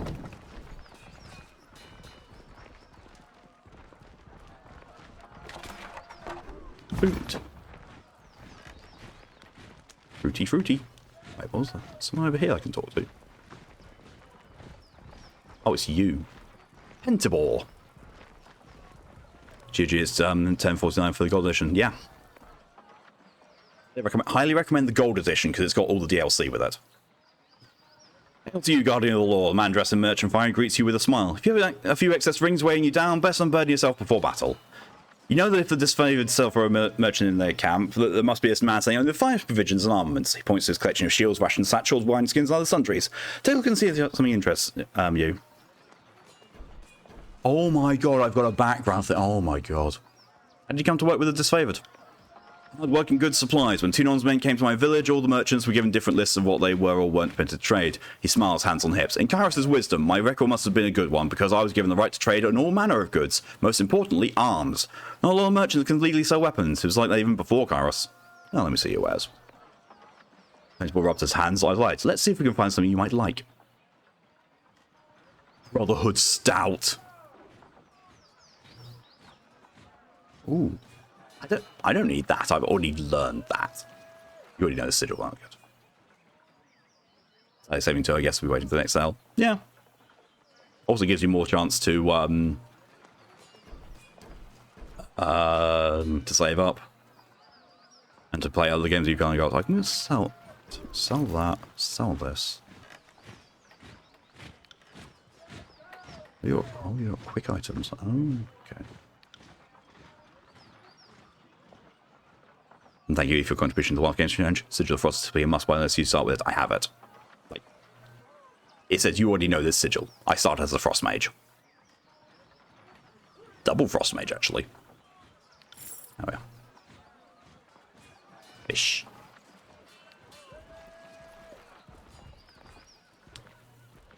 You know what? Fuck it. Might diffuse see something you like. Might take a closer look on these crates. Standard inspection procedure. Here states then corrects with a welcome smile. Of course, by all means, I have nothing to hide. He makes a show of removing crates lid by showing off his wares with an open palm. His supplies are all perfectly ordinary. You see nothing out of place or unauthorized but mercantile license. And everything seems to be ordered here.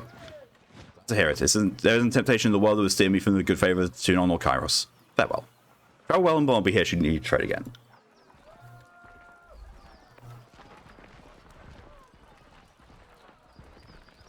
Wait, there's people here to talk to. Oh, I tend.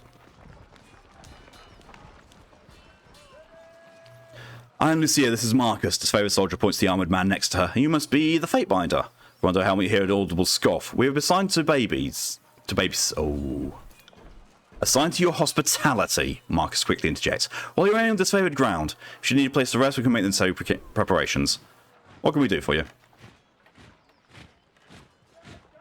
Marcus, tell me about yourself. Not sure there's much to tell you. I trained at Fort Resolution, and it's my first campaign. I'm proud to be the Legion. I was wounded at the Gates of Judgment, but Graven Ash's protection meant me good. I owe my life to him. Are you bragging that you let your guard down and took a spear to the gut? You really shouldn't boast about a filthy tearsman besting you in battle. Lucia rolls her eyes. You're just bitter that Lord Ash never seems to notice you. In all seriousness, I would never take that. I would take that spear again if it brought on to the disfavored. Kairos knows we could use it. We're the elite fighters of the Northern Army, but somehow we still lack the Overlord's confidence. He shakes his head and sighs. Lucia, tell me about yourself. I do this. She unenthusiastically lifts up her heavy shield. And I do this. She mockingly stabs at the air with her spear. And Lucia shrugs. Playing host is not my strong suit. Ignore my sarcasm. I've seen the Legion through my share of the campaign. After so much bloodshed, our pretenses of honor can wear me down. She turns a cautious eye your way. North is my home, and I consider each and every one of the ironclad bastards in this camp to be family. You won't find another army where each member of the phalanx is as beloved and cherished to the next. You seem handy with a weapon, Lucia. I'm handy in lots of ways, believe me, she winks. Oh my god, I'm being flirted at already. Weapons though, I can say I know what I'm doing. Lucia, are you flirting with Tunon's fate binder?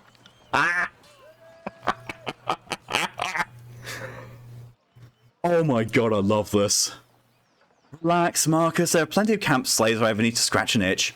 Although, through the visor of her helm, you notice Lucia's eyes roving up and down your body. If you ever need someone to warm your bedroll, let me know. I sleep in my armor. Hope you don't mind. Oh my god. Respect, Lucia, respect. Have your skills fared in battle against the Oathbreakers, Marcus. Every battle is a reminder of the Legion's superiority. The Oathbreakers have plenty of heart, but nothing to beat old Northern values and Graven Ash's love. If you ever want to enjoy that feeling, spend the time of the day to cross iron. Also like serving with the disfavored. In spite of our name, this Legion commands more honor than any military on the face of Terratus. Unlike the Chorus, there's tradition, discipline, teamwork, and unity of purpose.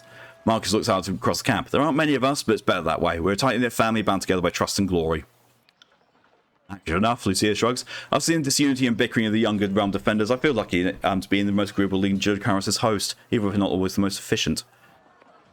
If Legion boasts so much honor, why are they disfavored? I'm afraid that isn't for me to say. Others around the camp might be able to say more, but I don't think you discuss the great general's history to outsiders. But you'll say it involves a great general, which is already telling a clue, idiot. Drat. At least an Iron Marshal isn't within earshot. I've been washing my mouth out with wormwood. I'll move. See, I could use some training. Finally, some fun to break up the monotony of this siege. Oh no. Oh. Oh, okay.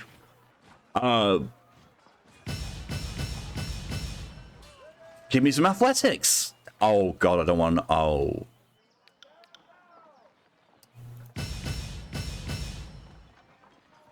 Sure. I don't want to know what I did to train athletics, but, you know. Sexy bedtimes.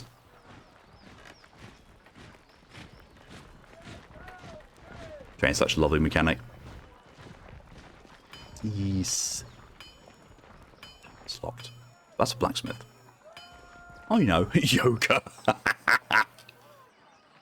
Satanus curses the air as a blade of thin iron breaks in half beneath his hammer. Repairing weapons with scrapping is exactly what I got into this craft, but our suppliers are spent. Oh, sweat from his brow gets better, look you. Why not forge bronze? Bronze will do in a pinch, don't get me wrong. Can take a beating and get bent back into shape. Unlike the stubborn iron we have here. He can't to pile of his work with dread. And we always have plenty of tin and copper lying around, so supplies aren't the problem. It's a rare smith who can churn out military-grade bronze consistently. More often than not, it comes out soft. Look around the camp. We're garbing the Legion head to toe in iron because it's cheaper and easier to produce for masses. Couldn't do that with bronze. He called disfavored the Iron Legion for a reason. Strategy and skill may be our backbone, but our claws are made of iron. The good stuff that comes from the Smiths and Lathian's Crossing. You mentioned an iron shortage. I'm afraid so. The last shipment sent down the Matani went missing near Echo Coal Crossing, and I'm afraid we won't be seeing any more of them now that the valley is sealed. Forge Brand Iron is Tunon's responsibility. Why is it the first I'm hearing of it? Keep your voice down. Stannis flinches and lowers his own. Graven Ash doesn't want to cause panic or pass any information to the Varandian Guard. Best case scenario, the iron turns up, tumbled off a boat and rusting on the riverbed. Worst case, ends up in enemy hands. I find myself in Echo. I suppose I can keep an eye out. I appreciate that, as does the great general, more than you might guess. Maybe he isn't quick to offer his thanks to outsiders, but as I know, he'll be grateful for your help. It would be a boon to the war if our iron was recovered. You can trust me to handle this. You that Tunon would dispatch you without good reason. The court isn't exactly known for gambling when the stakes are high. 29% to the tier 2. Answers to crate beside him and points to a small notches on the wood. See that? That's how we tell apart our iron shipments from the rest. Inconspicuous people don't go snooping around. You want to keep your eyes out for those. Good hunting. Need something else? Ah, see your wares. Earthshaker staff. Ooh. Bound dagger. Don't like for you. Bound dagger. Less DPS, more accuracy. Ah. Oathbound Helm? I don't know why I'm expecting to find, goods caster or rogue stuff in someone who basically is selling ironworks.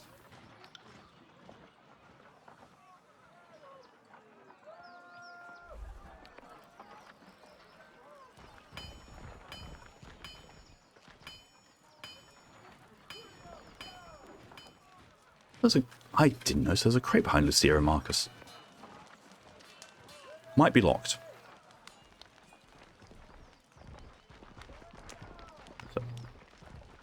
Where is it?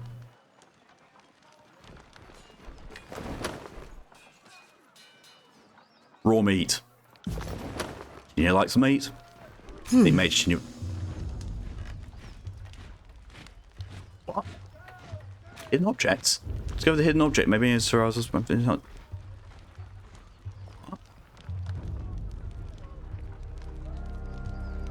Test these. Oh, over here. Okay. What's the chest when scour these objects with higher puzzles? Okay. Yoink. Bloodstone and topaz. Ooh. Sellables. And yes, Chinyu would crumple under that. The only one of Chinyu that wouldn't crumple under that is when she goes to Dragonborn level strength. Oh, bollocks. I was wanting to loot. That's 4 reports of avalanches in the mountains now. The Tearsmen can barely count past 9. They have neither the capacity nor the cause to close off the mountain passes. Either way, that leaves the 2nd and 4th cohort trapped outside the valley. The Archon of War pounds his staff on the ground to punctuate his words. A large and imposing man to begin with, his profile is made larger still by his hulking suit of armor that hums with mystic energy. And that beard! Or it's the work of your perfidious Earthshakers. Only a fool would not suspect a traitorous Archon of poisoning the mind of his students with sedition. We would have killed the Earthshakers Guild for their master's treachery, but I'm sure you have some perfectly valid reason for allowing them to live as your pawns. The Archon of Sequence passes a scepter between his hands as he speaks, twirling the rod in hypnotic circles. Emerald luminescence seeps from the seams of the Archon's ragged red robes. The glow is more noticeable where his neck ought to be. His mask seems to float and spin, never pivoting or bending naturally. Hey, watch yourself. When these two get going, you don't want to get between them.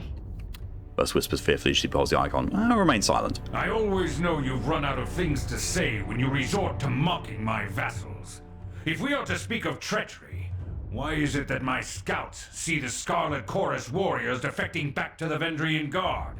Your fearsome reputation has gone flaccid, for it seems you cannot control your soldiers.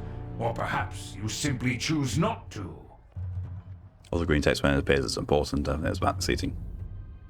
I'll do it.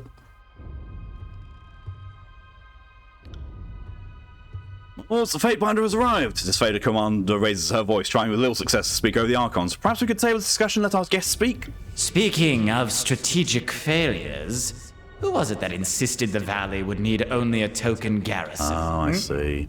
For some strange reason, we can't seem to recall which balding halfwit grossly underestimated the enemy. Thoughts? Archon Secrets twirls his scepter in a twisting loop. Can you hear us Fatebinder cough? We have your attention. His leather-wrapped hands flipping the heavy roll with an effortless flow. And I thought you had left agents within these Tearsmen when they surrendered. Either you failed to see this coming, or you knew and let it happen. Incompetent or in cahoots, either way, this mess has your filthy stink all over it. The Archon of War lurches forward, resisting his weight on his war maul as blue nemesis crackles around his armor. He reminds me of the Patriarch, but not a twat. We look forward to seeing you explain to Tunon why the Archon of War could not close the vice on this trivial little insurgency.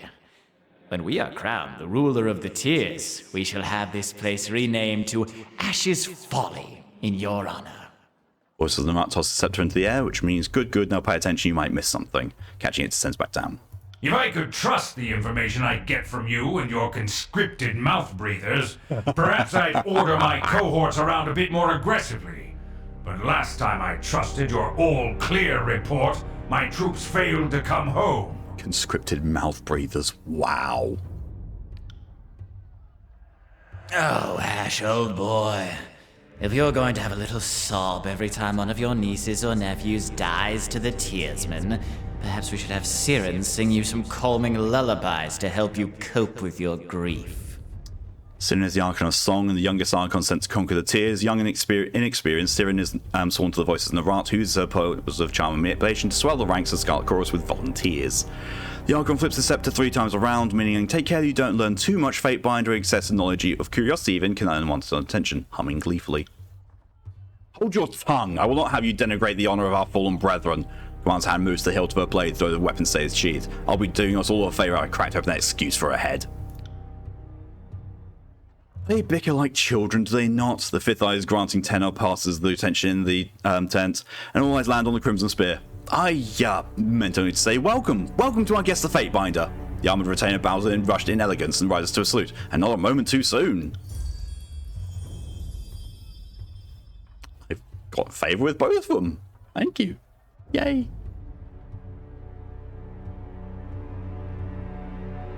"81% to tier 2. Is that the same? 47% to tier 2? Oh, right. Okay, it's Graven Ash rather than the disfavoured. Governor Chinya, long have been honoured by your ire. Now we're honoured by your presence. I must apologise for my lord's tempers run high of late. Glare silently. Bow to the Archons. Apologies for the sudden entrance. I've travelled long to be here. Stormcaller, it is an honour to have you with us. I would imagine Lost you are favour with here voices with of the another mouth. I of don't care. Kairos' edicts. Perhaps another catastrophe that will punish our foes for hiding behind their walls? Conquest Vision. Disfavoured cut a bloody swath through the realm of Starward by 430 TR. It was clear that the coincide had fallen. The last of Starward's regents, the ruling family, would remain hidden in its massive keeper sense. I'll interview his fate as final battle. Yes. We were worried you'd never make it. So glad that Drostus' demise didn't cause further delay.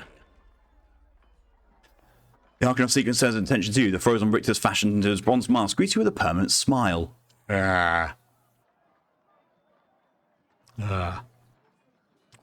come bearing an edict of Kairos. It seemed only yesterday you were proving your worth in battle, assisting my warriors in the siege of the bastard city. Now Kairos has chosen you for a second time to proclaim an edict. Tell us, good Fatebinder, what sort of punishment does the Overlord have in store for the Oathbreakers?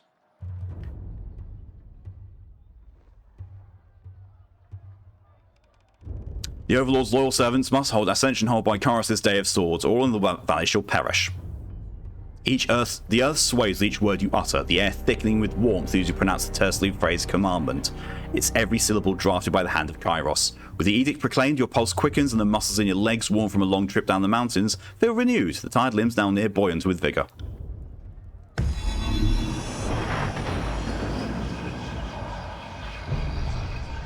The Overlord means to compel us into action. No doubt the avalanches in the mountains are part of this ultimatum.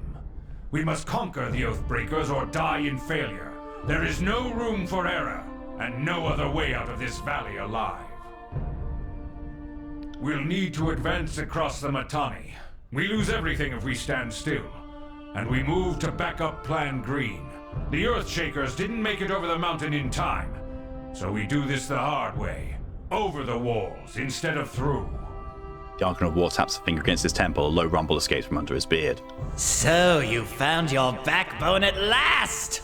Oh, we were worried past humiliations would make you soft, timid. That was a record for you, right? The baker's dozen lost in one sortie. If you had waited for the chorus reinforcements, maybe we'd have eyes and ears on the matter. The Archon of Secrets passes the scepter from one hand to the next. Watch him squirm to make it a replaceable, expendable, useless soldiers. I miss the old Archon of War. You'll never see a blood echo in a blubbering mess over a few dead killers. He used the knuckle bones of his best disciples for jewelry and even made a breastplate out of his dead brothers. Oh god. Dead brother's ribcage, because that's how a real man deals with grief. Oh god. Oh god. Choking soft with each toss.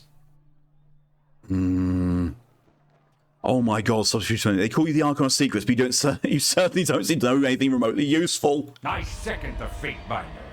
Thought you had the memories of one of those Oathbreakers rattling about that bronze gourd of yours. Would Kairos' mighty spy master please enlighten this gathering of allies with some scrap of strategic insight? Oh, the sassy options. The Archon Secrets turns his head to the side until the face of his mask is turned around and a new facet of the mouse presents itself facing forward. When next the Archon speaks, the trembling voice of a younger man can be heard. Our river was to be the bulwark, but with the Tidecasters slain, what hope remains? It's so cold in here. Help me, please. Use of the term Our River suggests the voice of the late Matani Yanev, ranking member of the Vendorian Guard. The wealthy House Matani owned much of the realm of Apex before the coming of Kairos, and the major river in the valley bears the Matani name. The Archon turns his head far to the side until the previous facet of his mouth now looks forward. Our sources tell us the Oathbreakers had some sort of magical trick in store. But this knowledge is tinged with fear, trepidation. If we make a move for the Matani, we suspect the Oathbreakers will mount a counterattack that is equal parts valiant and futile. Seems more like help than me, Reg, doesn't seem like exactly what use help to a trick. Yeah, same. Right, I'm going to be right back. I've got to take a quick bathroom break. Also, I've got to say, I really love the sound design of this and the voice acting. Really good stuff so far. Just good in general. Right, be right back.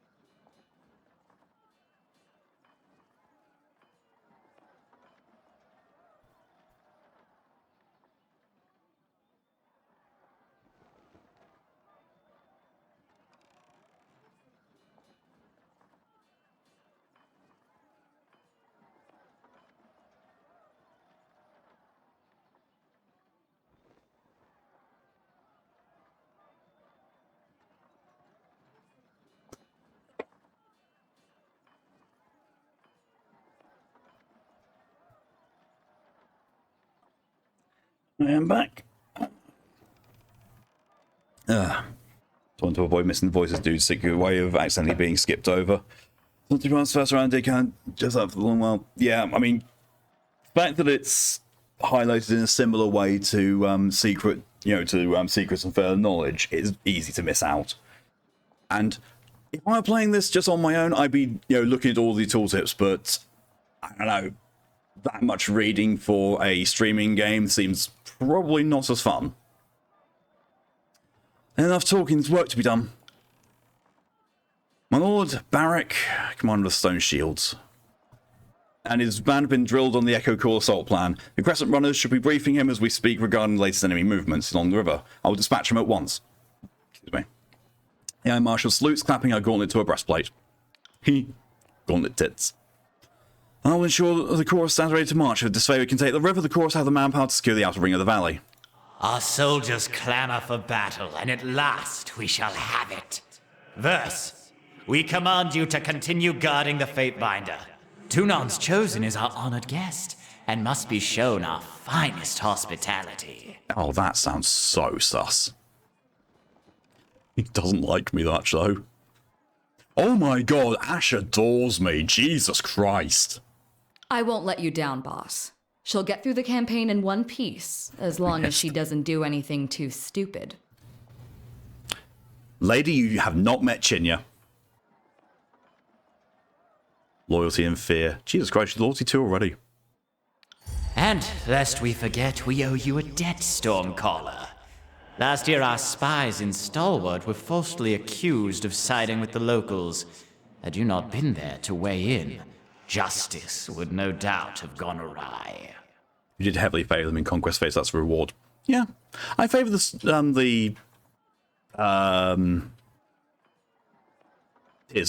lots, the Scarlet Chorus. I favour them a little bit, to equal it out. But yeah, was more there. The Argus Secret toss a small handful of rings your way as he begins to leave. He taps the fifth eye on the shoulder, and with last 12 of his scepter, see yourself favoured by the more you ignore us. What? I'll go to parts of the Unling. Catch.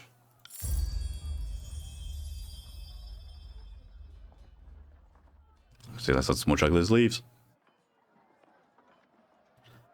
That didn't seem like a bribe. That seemed like a reward. What are you talking about? Finally, the fool and his puppet are gone. Perhaps now I can hear myself think. Rarely do I question Kairos' judgment, but I will never understand why the voices of Narot is given such authority. I shudder to think what will become of us all should Tunon favor him in the end.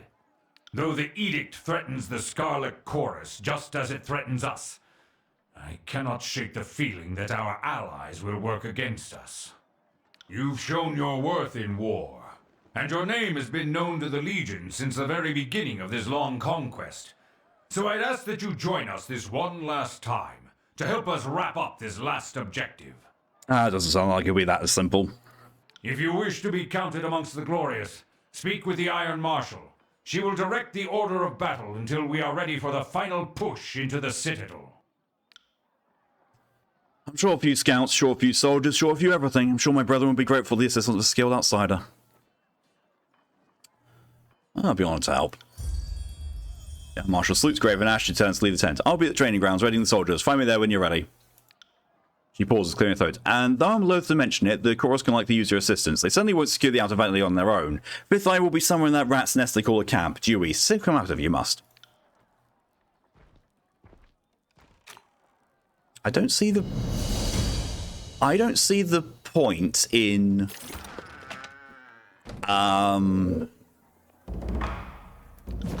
completely snubbing the Scarlet Chorus. If I can look after both of them, then I'll get them to mesh and play nice. Alternatively, I can just go and kick the shit out of them.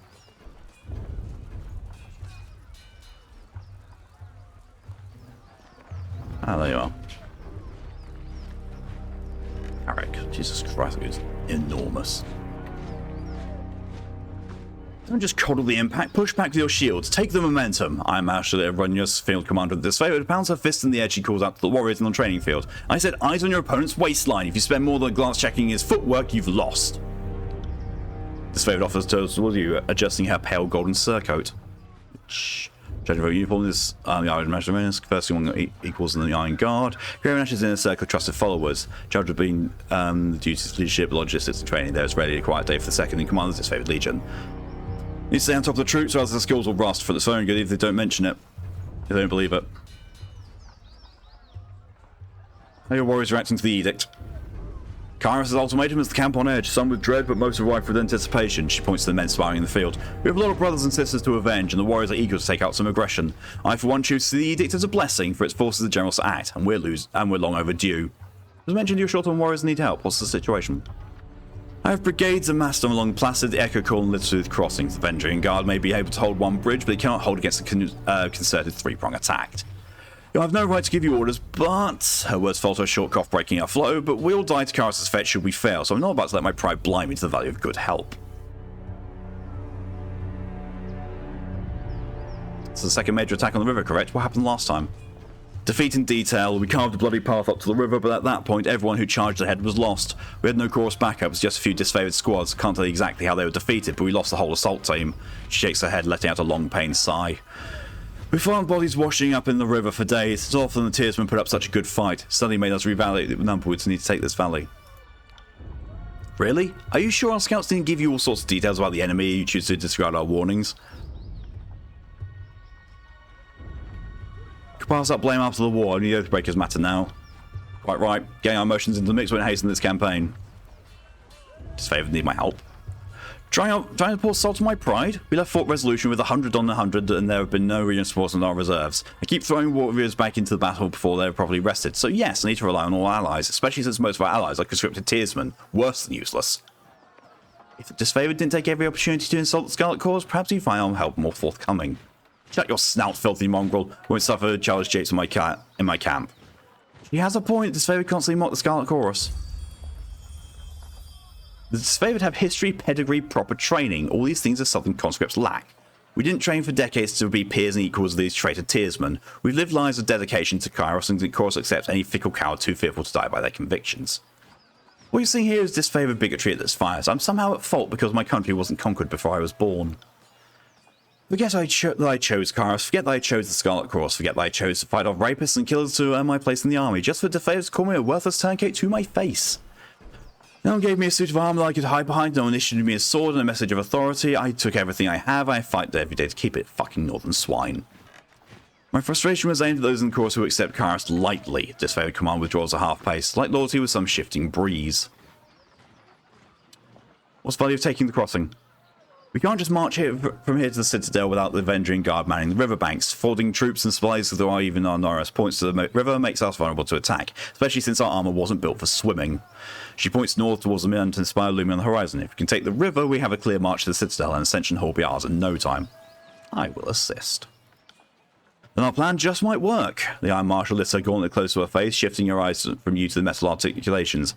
We're loath to work with those who do not share our training and our values, but know that Tyranny, the Adjudicator, selects only the most capable minds for his court, and I trust you all on the field. Antio will be leading the charge at Echo Crossing, assuming you'll be Barrack of the Stone Shields. She points to the heavily armed soldier standing sentry at the edge of the training field. Before you ask to know, the Forgebound weren't sloshed on Dappleseed when they fitted his armor. He survived the full force of the Edicts of Storms, and then the armor doesn't exactly come off. Tactically, it's quite brilliant, but otherwise, it's something of a curse. Tapping her helmet twice, Enria signals to the Holy Presence. Barrack, come meet the Fatebinder. The soldier that steps up to you better resembles an amalgamation of rusted blades and mismatched pieces of armor fused into a vaguely human shape. He reeks of sweat, feces, and whatever oil treatment keeps him flexible. Ow. Inky. Fatebinder, the Iron Marshal has tasked me with keeping you alive, and I have no intention of disappointing her. That should be enough assurance for anyone. An honor. Likewise, good Binder. The soldier heaves the heavy iron arm into a salute, the whole body clanging as he wraps his gauntlet across the twisted sheets of metal that form his breastplate.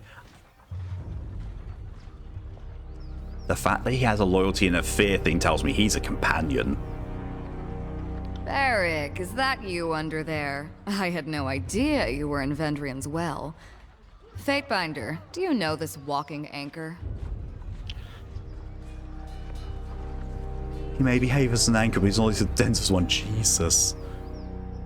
I encountered Barrack in the Stalwart campaign, though he appears much changed. He's an excellent soldier. You're generous to say so.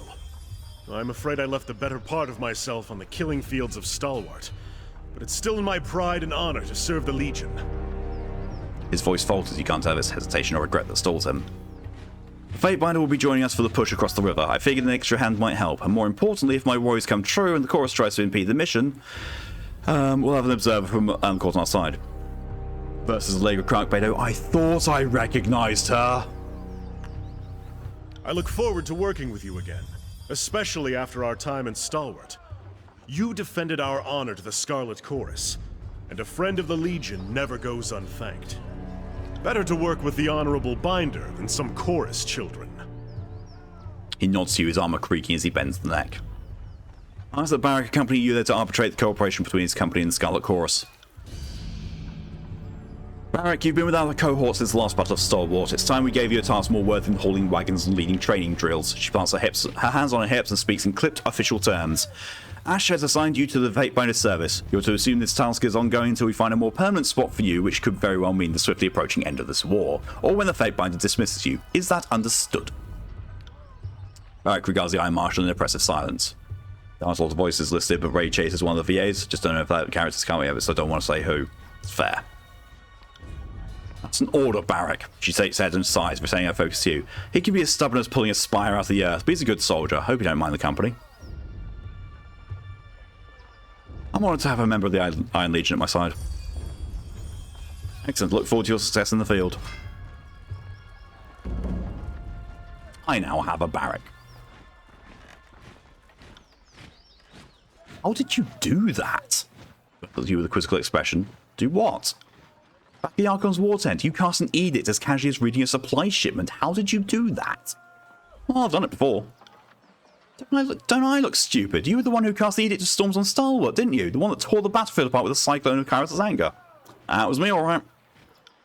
Well, call me impressed. Considering that you read the words of Kairos more than once, I'm surprised you're even alive to tell of it. Your vocal cords should have turned to ash by now. I'm not trying to make you feel uncomfortable. It's just worth recognizing that you're done. What you've done. Not only are you Tunan's fate binder, you're the mouthpiece of the Overlord. Gives me plenty of reasons to stick around. You're going places. I want to see where they lead. It's enough for now. How do you get a little glowing thing that says, you know, they want to talk to you? What do? Oh, I needed to level up. I haven't leveled up. Whoops. To level up, what do you get? Active effects. Edict of execution. The Overlord has agreed that all the other characters should die and dead swords and one possible result. Alright. Adds attributes. Resolve. Okay, view electrical multiple the attributes are doing that teeny bit. Okay. It's and it seems like you'd be doing best with might. Level up. Ooh, Punisher or Sentinel. Striking iron. Strike a single enemy to damage to the target's engaging barrack. Sentinel accused multi challenge enemies to attack him. Ooh, that's a good one. That's basically tanking taunt. Its demeanor requires for barrack becomes into a force battlefield. Enemy nearby barrack has their resolve reduced. Chance to engage you. I am going to give him 1 dot in Sentinel, and then the rest he can put in Punisher. Okay, it's quests. I have more cores. Let's give a lightning one, shall we? Long distance lightning. Intensity. Okay, adding damage. I can't use that one yet. Or that one. Or that one. So let's slightly increase it. Assign. Boop. Cool. Jesus Christ, would you look at him? And his armor sets are locked.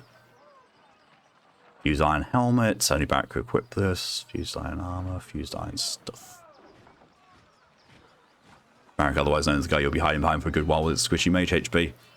He's a tank, so of course I'm going to be hiding behind him. Do I need to? Oh no, that's what their level is. I don't have a... Okay. Lance Red Guide, add bone damage to your next attack, you 50% damage received at the hackers. That's dodge and parry. What's your other one? Battle stance. Oh, you've got 3. The tank is our friendly wall, yes. Seeking Sheath. Extra accuracy. Bows and dual wield. Okay.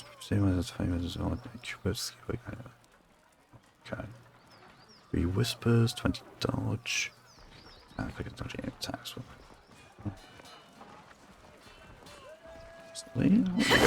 I see as the crow flies. Yeah, now that you've mentioned it's a Laker Clark, I can really hear it. I can really hear that's a Laker Clark. Oh, I can zoom out. Oh, I was fully zoomed in. Right. Okay.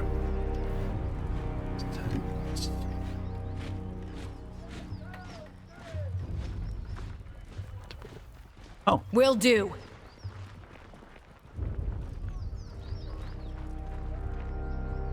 Hey, by Chinya, am I right? I'm Sevius, commander in third generation Slayer. Specifically, I'm Clavius the Younger. Some folks can't keep track. The rank says commander, but lately I'm just organizing patrols and trying to stay out of the way. You should talk to Iron Marshal if you got something official needs discussing.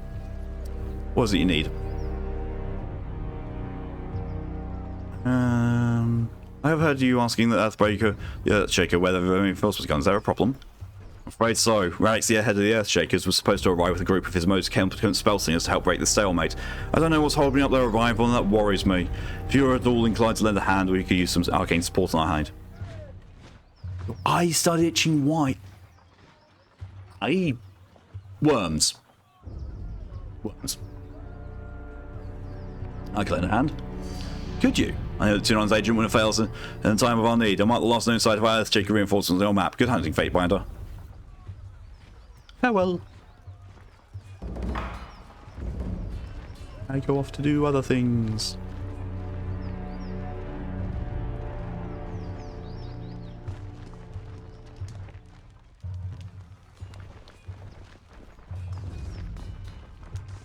Are you telling me I've just gained a Baldur's Gate 3 tadpole? Yes. Crossing Scarlet Chorus Camp. Look, that's a long way away. Let's go to the Scarlet Chorus Camp. What a small group of Ranging Guard. You go further than you deal with them. Ah!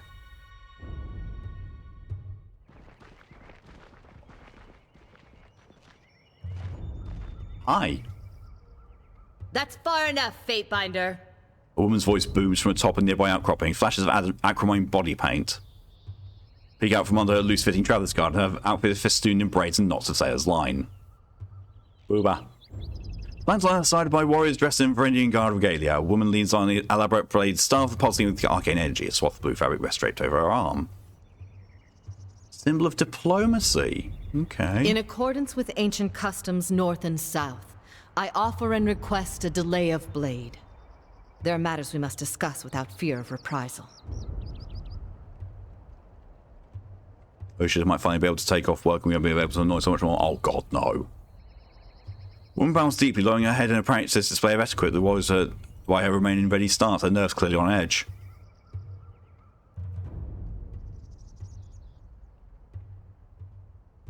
Oh, give me the powers. You have me at a disadvantage. I am Ebb of the School of Tides, and today I speak on behalf of the Vendrian Guard. I advise caution, Fatebinder. Only thing more dangerous than a tearsman is an educated one. Metal articulations groan as he tries to subtly move his hand towards his blade.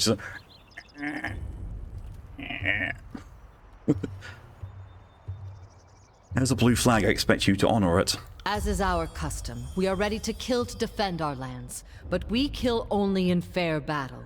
We don't slay our prisoners. We know this isn't Kairos's way, but we must have hope. A few of my kin have gone missing, and though they may have perished, I have to inquire on the off chance they still live. If Captain Tarkus Deimos still lives, we would negotiate for his release. Tarkus Deimos is dead. I see. That is as I feared, but thank you for telling me all the same. I prefer closure to wishful thinking. If I may make one more inquiry, what of Palox Tyrell? Did he survive? Palox Tyrell is dead. She nods slowly, saying nothing for a long moment. My apologies, Fatebinder. I had a terrible feeling this errand was in vain from the start. I had no expectations that our friends could be saved, as I'm sure the time for swapping prisoners is long gone. But at least I know of what became of them. That'll have to be enough. How deeply so you did not find what you were seeking. Then all that remains is for me to thank you for hearing me out. In accordance with our ancient customs north and south, let us part with peaceful accord. She bows curtly, never letting her eyes leave yours. Before turning to leave, a moment later the bodyguards turn to follow.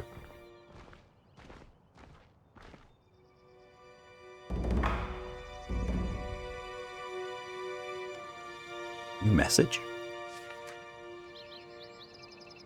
Of course.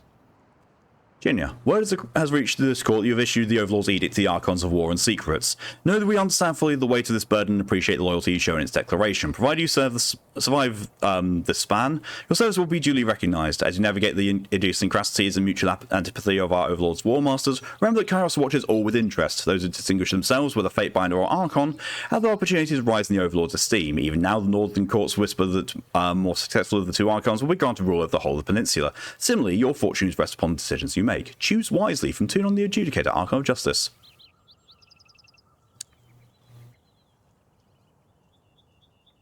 Thank him for the ice. Archon Tunon, allow me to express my deep appreciation for this opportunity. Few in the Empire have the element of treating with the Archons, and few are still of reading the empowered words of the Overlord. I endeavour always to emulate your exemplary foresight and judgment. I remain in all things your faithful servant, Faith by Virginia. Send it. Boop.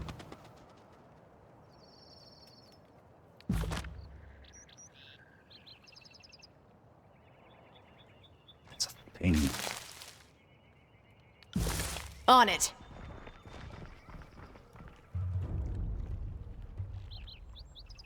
Another thing.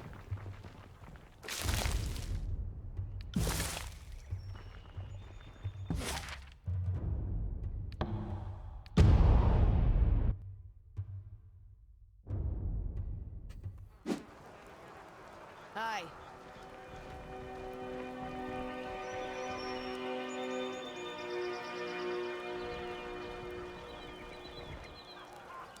Oh, there's something over here.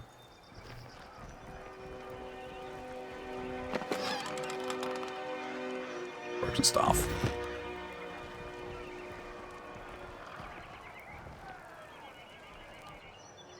Guard places a handle by about to see you approach, grappling the hill blade. Past this point is chorus territory, and you don't know that someone's conscript. You sure you're in the right place? I'm always in the right place. I'm Chinya, Fatebinder of Tunon. I'm here to help vanquish the Oathbreakers.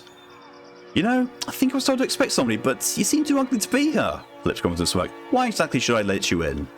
More importantly, what's this hulking ton of iron doing here? The guard gestures at Barrack with a sneer. He's an allied warrior on my guard. You don't want to make an issue of this. Fine, just come on in. I'm sure the Fury will gut you if you're really a problem. God half-heartedly waves you, nods diverse. Reputation ability. Gain enough reputation to unlock a new ability. Open the reputation UI by pressing R to see the new ability for the character. Inspections and requirements.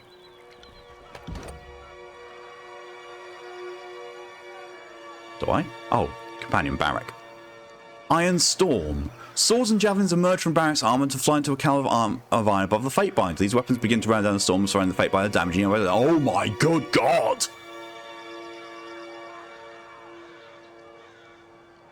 Okay.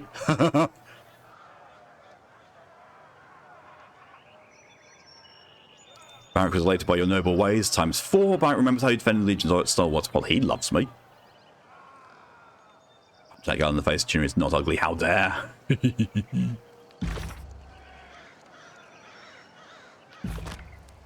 Sweet, Iron game keys. Slow and steady. I keep pressing left alt because that's what I'm used to, being the thing that highlights everything. Scroll sits here glowing with mystical energy. Read. Ooh, Sigil of Illusion. Nice. Something out there I can loot. Scarlet Fury armor. And a donker.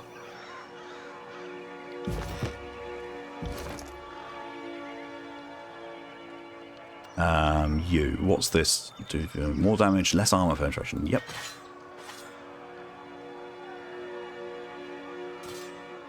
That's a big old hammer. Goes a donkus.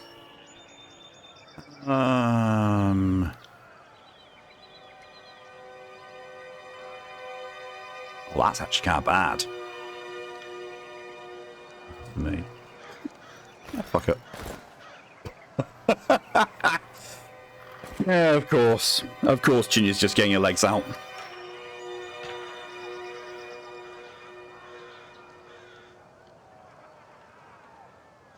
Actually, that's... Oh, they're both the same thing. Oh, okay.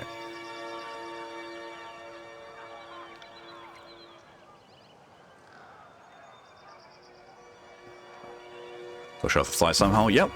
Yep. Chinya's always got to get her thighs out. Sniggler. I thought it said Snuggler. I was like, I'm sorry, what the fuck kind of title is Snuggler?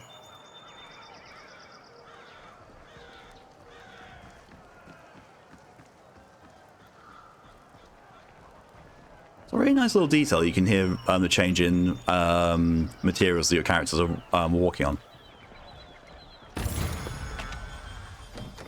Oh, love top. Gems. Who said that? Oh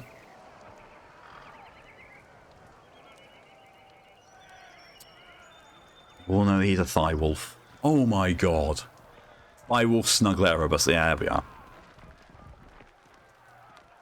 You've heard of a werewolf, you've heard of a werewolf, you've heard of a werewolf, but now there's a thigh wolf.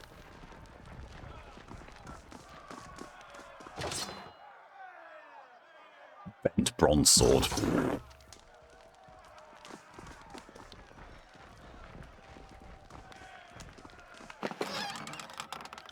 Water.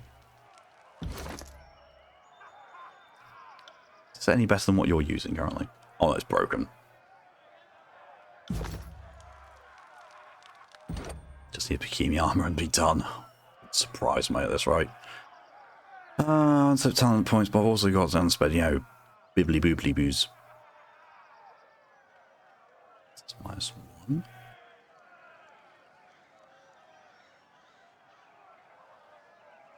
Sure.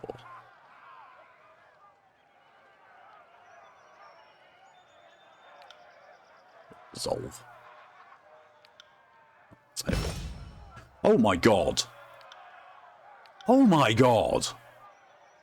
Range of magic, leadership. Jesus Christ, I've got 4 things. Oh, I've got 6. I've got 6 things to do. Why the fuck? Level 3 to equip everything there. Shield mastery, defense mastery. I don't use shields. Swim up target, that's attack. Slam your shield. I don't use shields. Power, cleave, focus strike, palm strike. No, thank you. Agility, flurry of blows. That's a monk ability. Feint and feint with thrust ability. Strength with attack. Light foot move fast in combat. Protect see with the range attack. Hobble move successful. Add a root effect to thrust ability. Prison dart. Magic. Goes down to a law skill, arcane charge, adds the spell breach to infliction thrust attacks. Charge strike is kind of magic and chill burst. Oh my god. Expanded mind, constitutional spell slots, ready shield.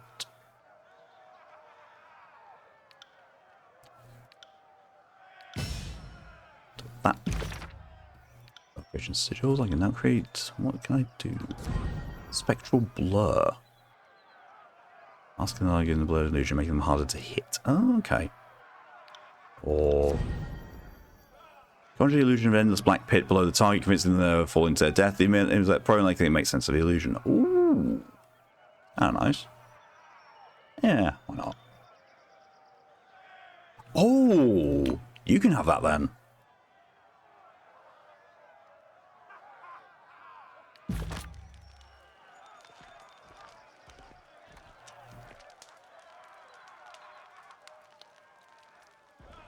Illusion spells spoopy.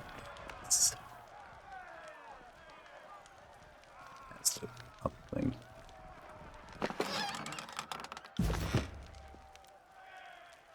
Oh my god, this thing's over here as well. Looting the camp before actually doing anything to do with it. It's fine. It's fine.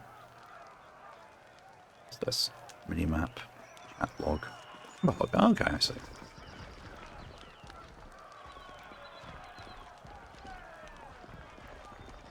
Interesting.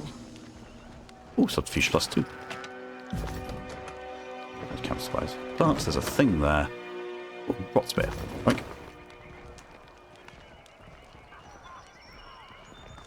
Man, oh, I don't need. Oh, I leveled up, so I don't need to worry about the injury. Cool. Slide sword. Now I need to find someone who I can sell this shit to. And this does look like Baz and Reg, they're probably the equivalent of Lucia and Marcus. Snigler Dagos, I'm pretty sure that's the merchant, and Fifth Eye is the leader. On noticing your approach, the merchant straightens his posture and smiles. What an honour! The name's Snigler Dagos. Originally from the relative tranquility of the Northern Empire, I've since accepted a nomadic life for the sake of keeping Kyros's forces supplied with only the fine goods, local and imported. LMC wares. He was little. It's not much, but let me know if you see anything that piques your interest.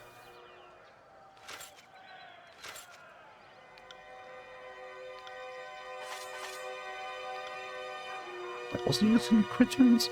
Marshberry. Oh.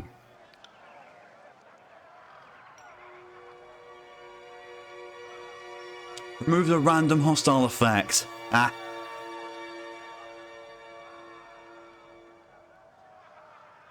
Ah.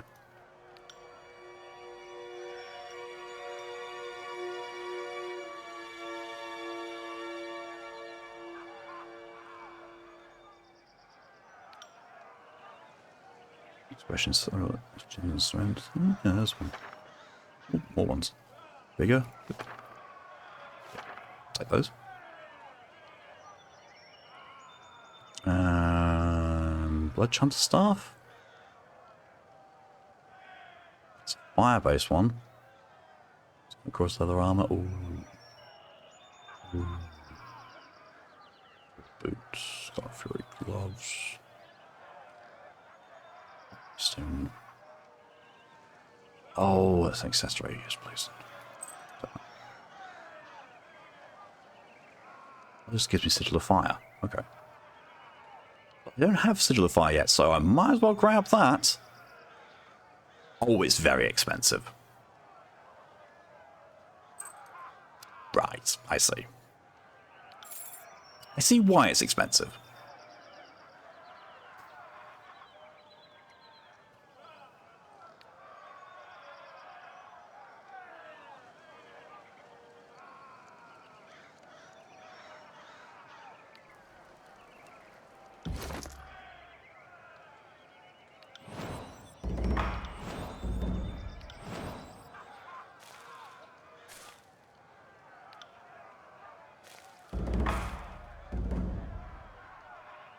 It's too expensive, it is.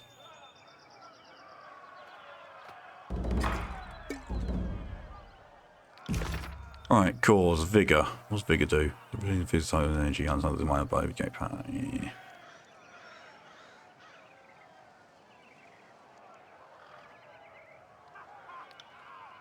Expressions, what will that do? Titan's touch. Research of vitality. Okay. Not just yet, then.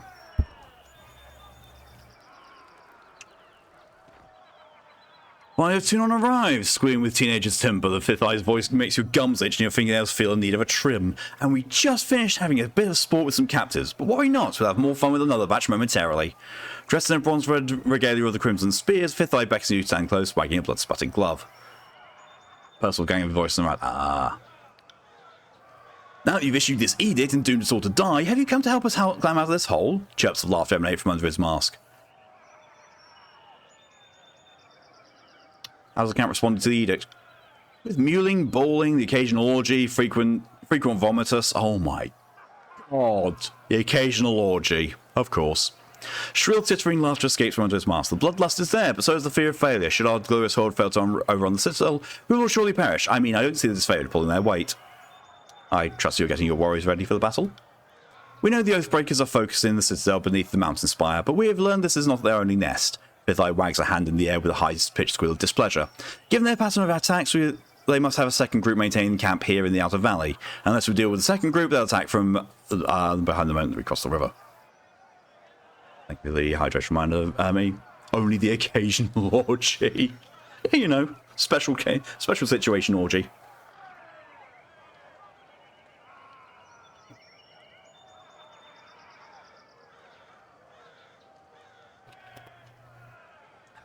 Remain silent on that one.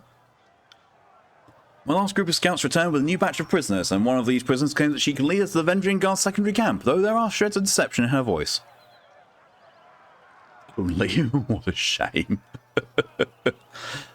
Post-stream orgy. Have the occasional orgy as a little treat. I could use your help questioning this Voria Kell. Perhaps you'll get less screams and tears and more useful information out of her. If we knew where to ambush the Oathbreakers, we could try and take their captain and show him the wisdom of joining the chorus. I'll speak with the prisoner. I will meet you there. She's waiting by the other prisoners. I thought I was going to go in the camp. Where is Voria? Where is she? Oh look, blacksmith. But not someone I can talk to. I went at the famous speak like catch of the day. Oh no. Catch of the day. Very well, Fifth Eye. That's Voria.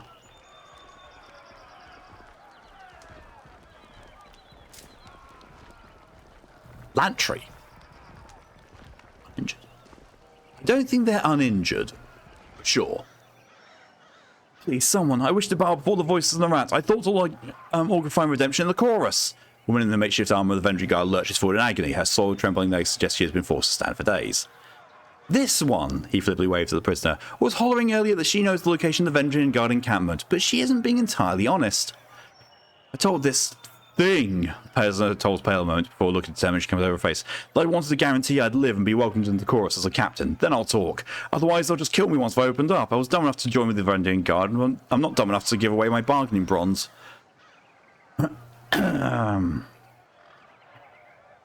You claim that you would disavow your people for the Scarlet Chorus. Why the change of heart?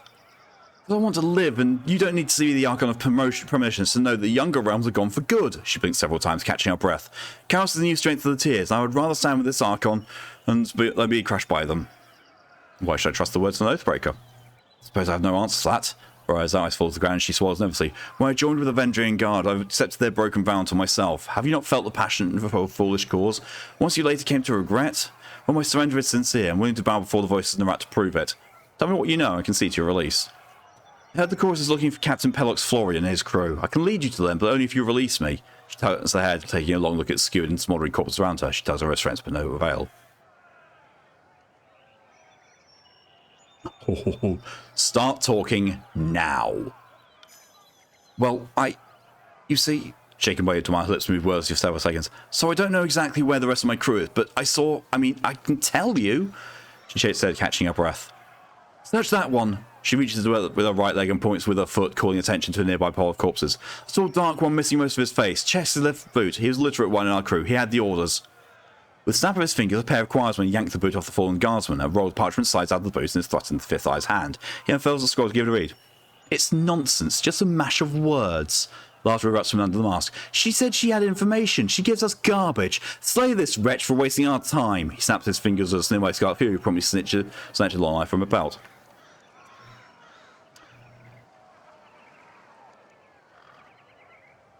I heard her say she'd swear fealty to the voices in the rat. An initiation rite would be in order. Seeing you as you are an expert on the subject of fate, I will entertain your wisdom on the matter. What then would you propose to do with her?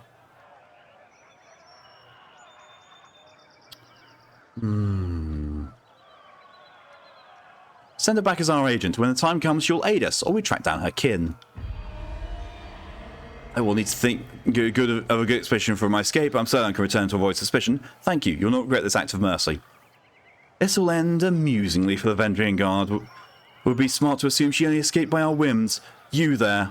Smith-Eye barks at a pair of guardsmen beckoning them towards. Release our newest recruit. She has orders to infiltrate the Oathbreakers. See that she is escorted to the river's edge. I like this. I really like this. Her inhales deeply, flexing her fingers as she shapes off the stiffness of being tied to a post for days. I return to the Vendrian Guard, act well my part and await further instructions from the chorus. With a nod, she follows her escorts out the camp.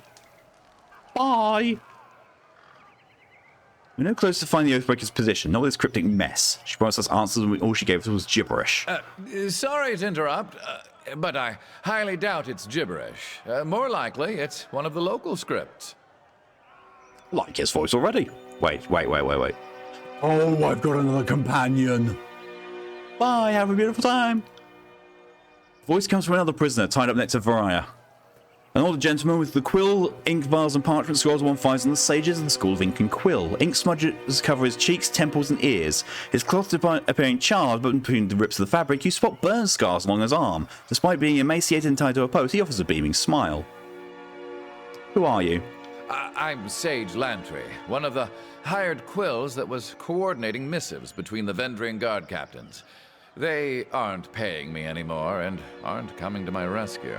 So I'll decipher that parchment for you. That's what smart prisoners do, right? Make themselves useful.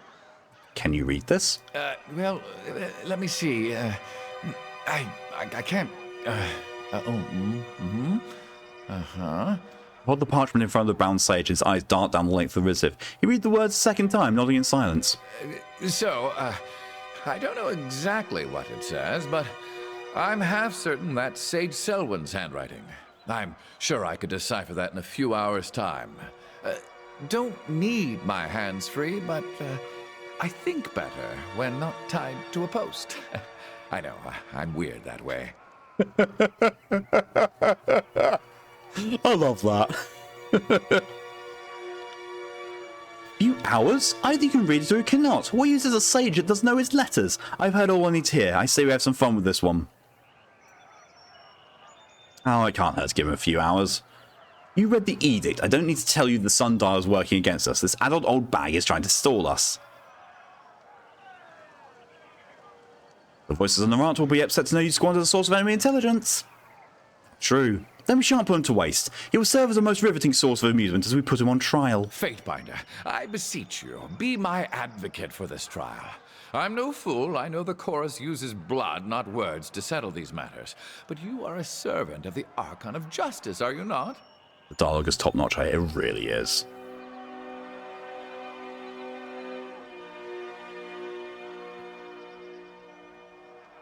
He obviously has useful information, yet you're willing to let him die for sport? His voice sounds almost like Garrus's VA. It does. Clearly you need an education in Scarlet Chorus justice. Anything that satisfies their sick amusement is fair play. If the Conquest is any judge, there are no limits to their depravity. Did Graven Ash castrate you during recruitment, or do you just not know the meaning of the word fun? I'm actually curious. Oh my god. Yeah, that's definitely Beto. The shake of his head, the fifth eye gives you a shrug. Is it not obvious? If he is a true enemy of the Overlord, he will perish by our blades. If he can survive, then he is strong, and the strong lead. Thus his crimes will not be crimes, but simply the actions of the mighty. What's not to understand? This isn't alchemy.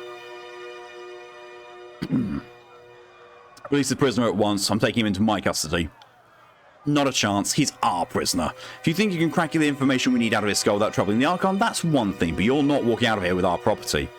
True, but by Kyros's law, he could swear fealty to me and become my sworn vassal, my property.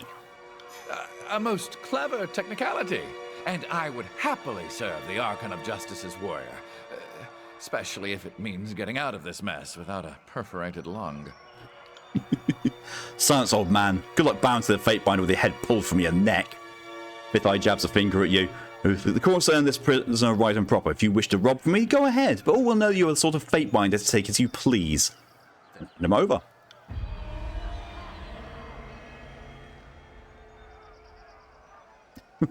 They really don't like me. Turns out the combat lawyer knows the law better than meat shields. Yeah, I mean, that's what I'm supposed to be. Lowbrow rumbles from underneath his mask as he mulls over your comment. Fine. As a gesture of goodwill to an ally, you can have the stupid sage. Now be gone. You're sucking the joy out of my camp. Thank you. Oh, I thought I was going to wind up as another corpse in that pile. Now, hand me that parchment. The sooner I can find out what it says, the sooner I can get out of this place.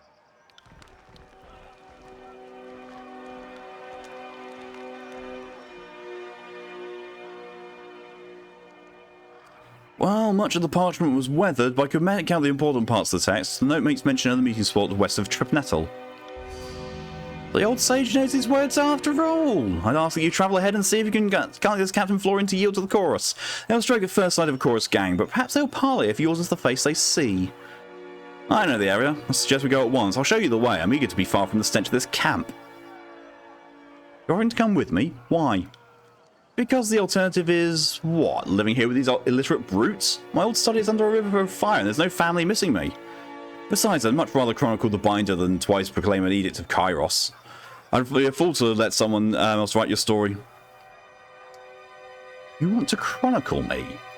Well, of course. Even if the burning library is never rebuilt, I'll work to chronicle the days and events that didn't cease.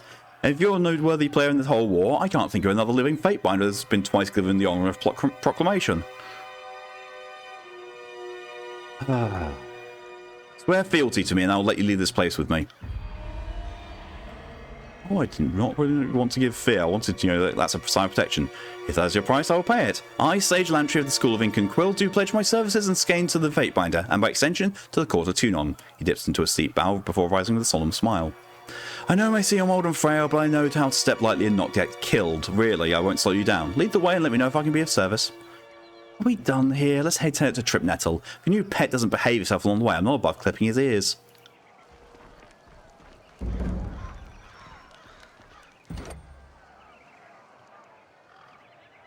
Lantry, you better be a mage of some kind. Oh, you are. Control life.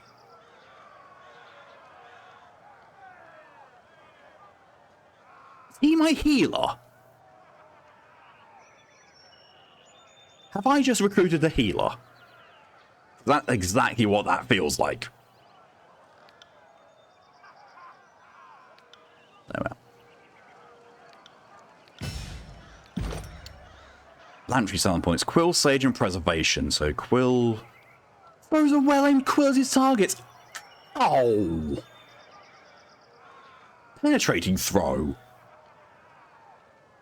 Palm penetration. What the fuck?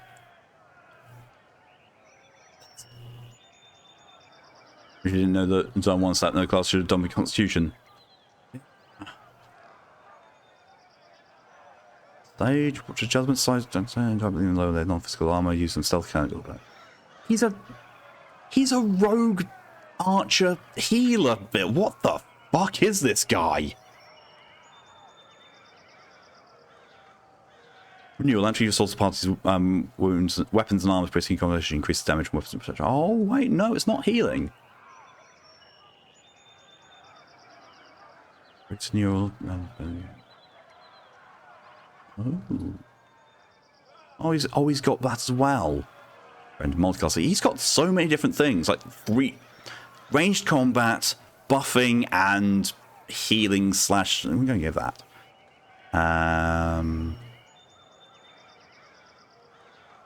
What was I gonna give that? Lists. New core sigil. See what it is. Do this. Accuracy, right, cool. Questions. Oh, I've got channel strength. Ooh, channeled. What lightning does. Got channeled. Fulmination. These several ways of electrical energy, charging enemies with shock vulnerability following the final wave, lethal energy game with them. Oh, surge of power. Oh, yes, fucking please. What have you got? You've got Restoring Touch, and you have Titan's Touch. I don't have the Sign of Life, I think it is, to be able to give him more healing. But you also, I think I might want to give you some combat magic as well. So let's give you a ranged frost spell.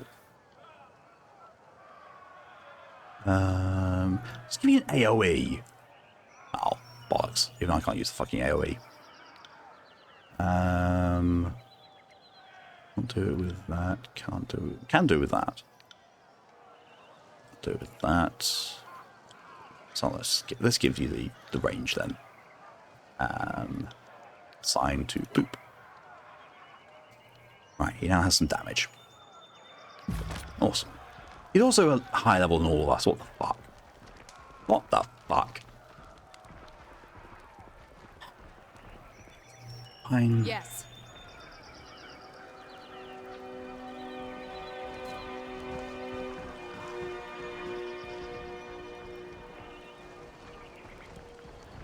Oh wait, what's that? Wait, whoa, what's this? Oh, 8 days to curse. I'm sorry, what? Oh, bollocks, I'm on an actual time limit. Ah, shit.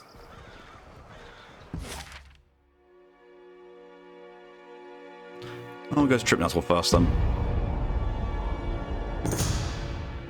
Encountering Vendrian's Wall. As you make your way along one of the wide dirt roads in the that winds through the forests of Old Apex, the mountain looms above you on every side. The only mountain spire, jutting skyward from the centre of the broken realm, provides a consistent landmark by which to navigate. Cresting from a hill, you make out a flash of light and bronze through the trees, accompanied by the movement of several individuals. That much booze, you realise a gate group of oath breakers seem to be just around the next bend on the road. Subterfuge, approach openly, avoid them. Keep me low and using thick foliage as cover. You move through the underbrush, making the conclave bathe in the row, and far outside the bend revolves in your view. Freeing not one patrol of warriors, but two. Apex heraldry and heavy bronze scale marks the first group as members of the Vendrian Guard. The other warriors, however, wear rings of bronze set in heavy cured leather, sigil on their tabard style and the lightness of the Bane. You recognise them from your time as governor of Lethian's Crossing. These are members of the Bronze Brotherhood, brutal mercenaries out of Haven. Avoid. It's time to avoid a possible confrontation with no fake patrol. You move off the road into the forest, quietly pushing through the brush and roads around the occupied bend. Song events insect drones incessantly, only occasional punctuated by the wrestling of some woodland animal passing by unseen. After about an hour of woodland travel, you break free again onto the dusty road and continue towards your destination. Yay!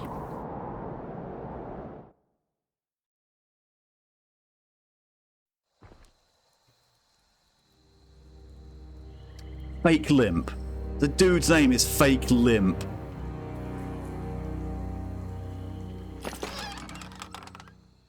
Potion revival. Fish. Reinforcements? Finally, come this way. We need to. The chorus warrior pumps his tattooed arm in salute. Midway through the gesture, a look of confusion dawns across his painted face. Is this the verse? Why don't you deserve such a helping hand? Chuckle escapes the man before he shudders, placing a hand over his mouth. Once alerts the need to remain quiet, his voice drops to a harsh whisper. Fifth Eye's a sense of humour sending you. Best turns a cold glare but says nothing. You do know each other? This one used to run with my pack until he left for Death Knell's gang. Mother swine didn't even have the guts to fight me for the right to leave. He just packed up and left with his coward's tail between his fat legs. Silent companion. Wise move at that. How many times have you lost under your command so far? He holds up hands, stifling a smile. I misspoke. I'm sure you only got most of them killed. Can't rule out death by their incompetence. Seems Death Knell didn't take my advice to have you gelded to curb your outbursts. First draws his blade in a fluid motion. If you want to fight him, I've got your back. We do have a mission here. Another time then. Make Limp get comfortable with the idea of a knife in your belly. It'll come from me as likely as not. Bert sniffs and turns the weapons to a belt. Just tugging your chain for old time's sake. You're always happier when you had a nemesis out in the world, eh? The camp is just yonder, he points to the northeast, and we kept an eye on for the last couple of days. Someone left a few hours ago looking for food, maybe out on patrol, but they haven't returned yet. Might be wise to strike now while they're divided. What's your plan now? Lost two of my gang in the mountains. We've been on half rations for days, so until we get much larger contingent, we're not likely to win any fight we start. Now that you're here, I figure my gang will hold back and keep our eye out for trouble. Might be sweet if things get messy. Too cowardly to fight, I see how it is. Yes. His wooden laughter is followed by Royal's eyes. If I'm to throw away the lives of my gang, I'll be in pursuit of something far more grandiose and profitable. Grandiose. My gang and I will lurk nearby. When you make your move, we'll descend and help with capturing Florian. Don't worry, I'll let the others know you did the heavy lifting. I'll cheat at battle, but not with my reputation. How many rounds does a possum trying to eat a pizza? Fair.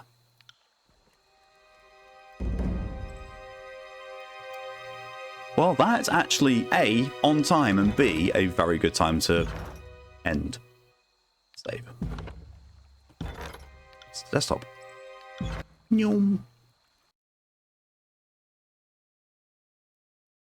So yeah, that's Tyranny.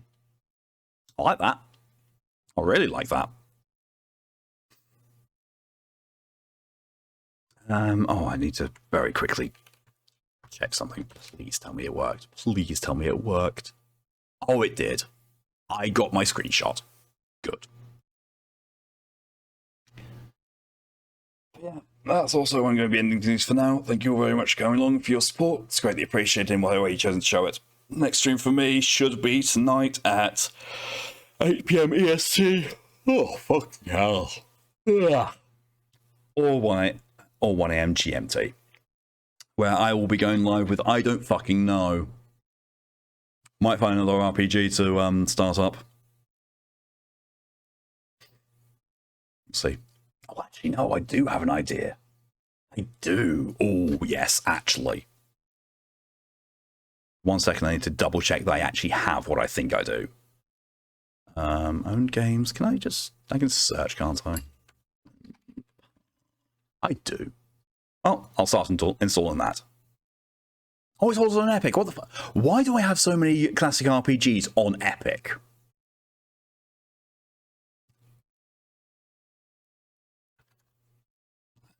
Let's get rid of that.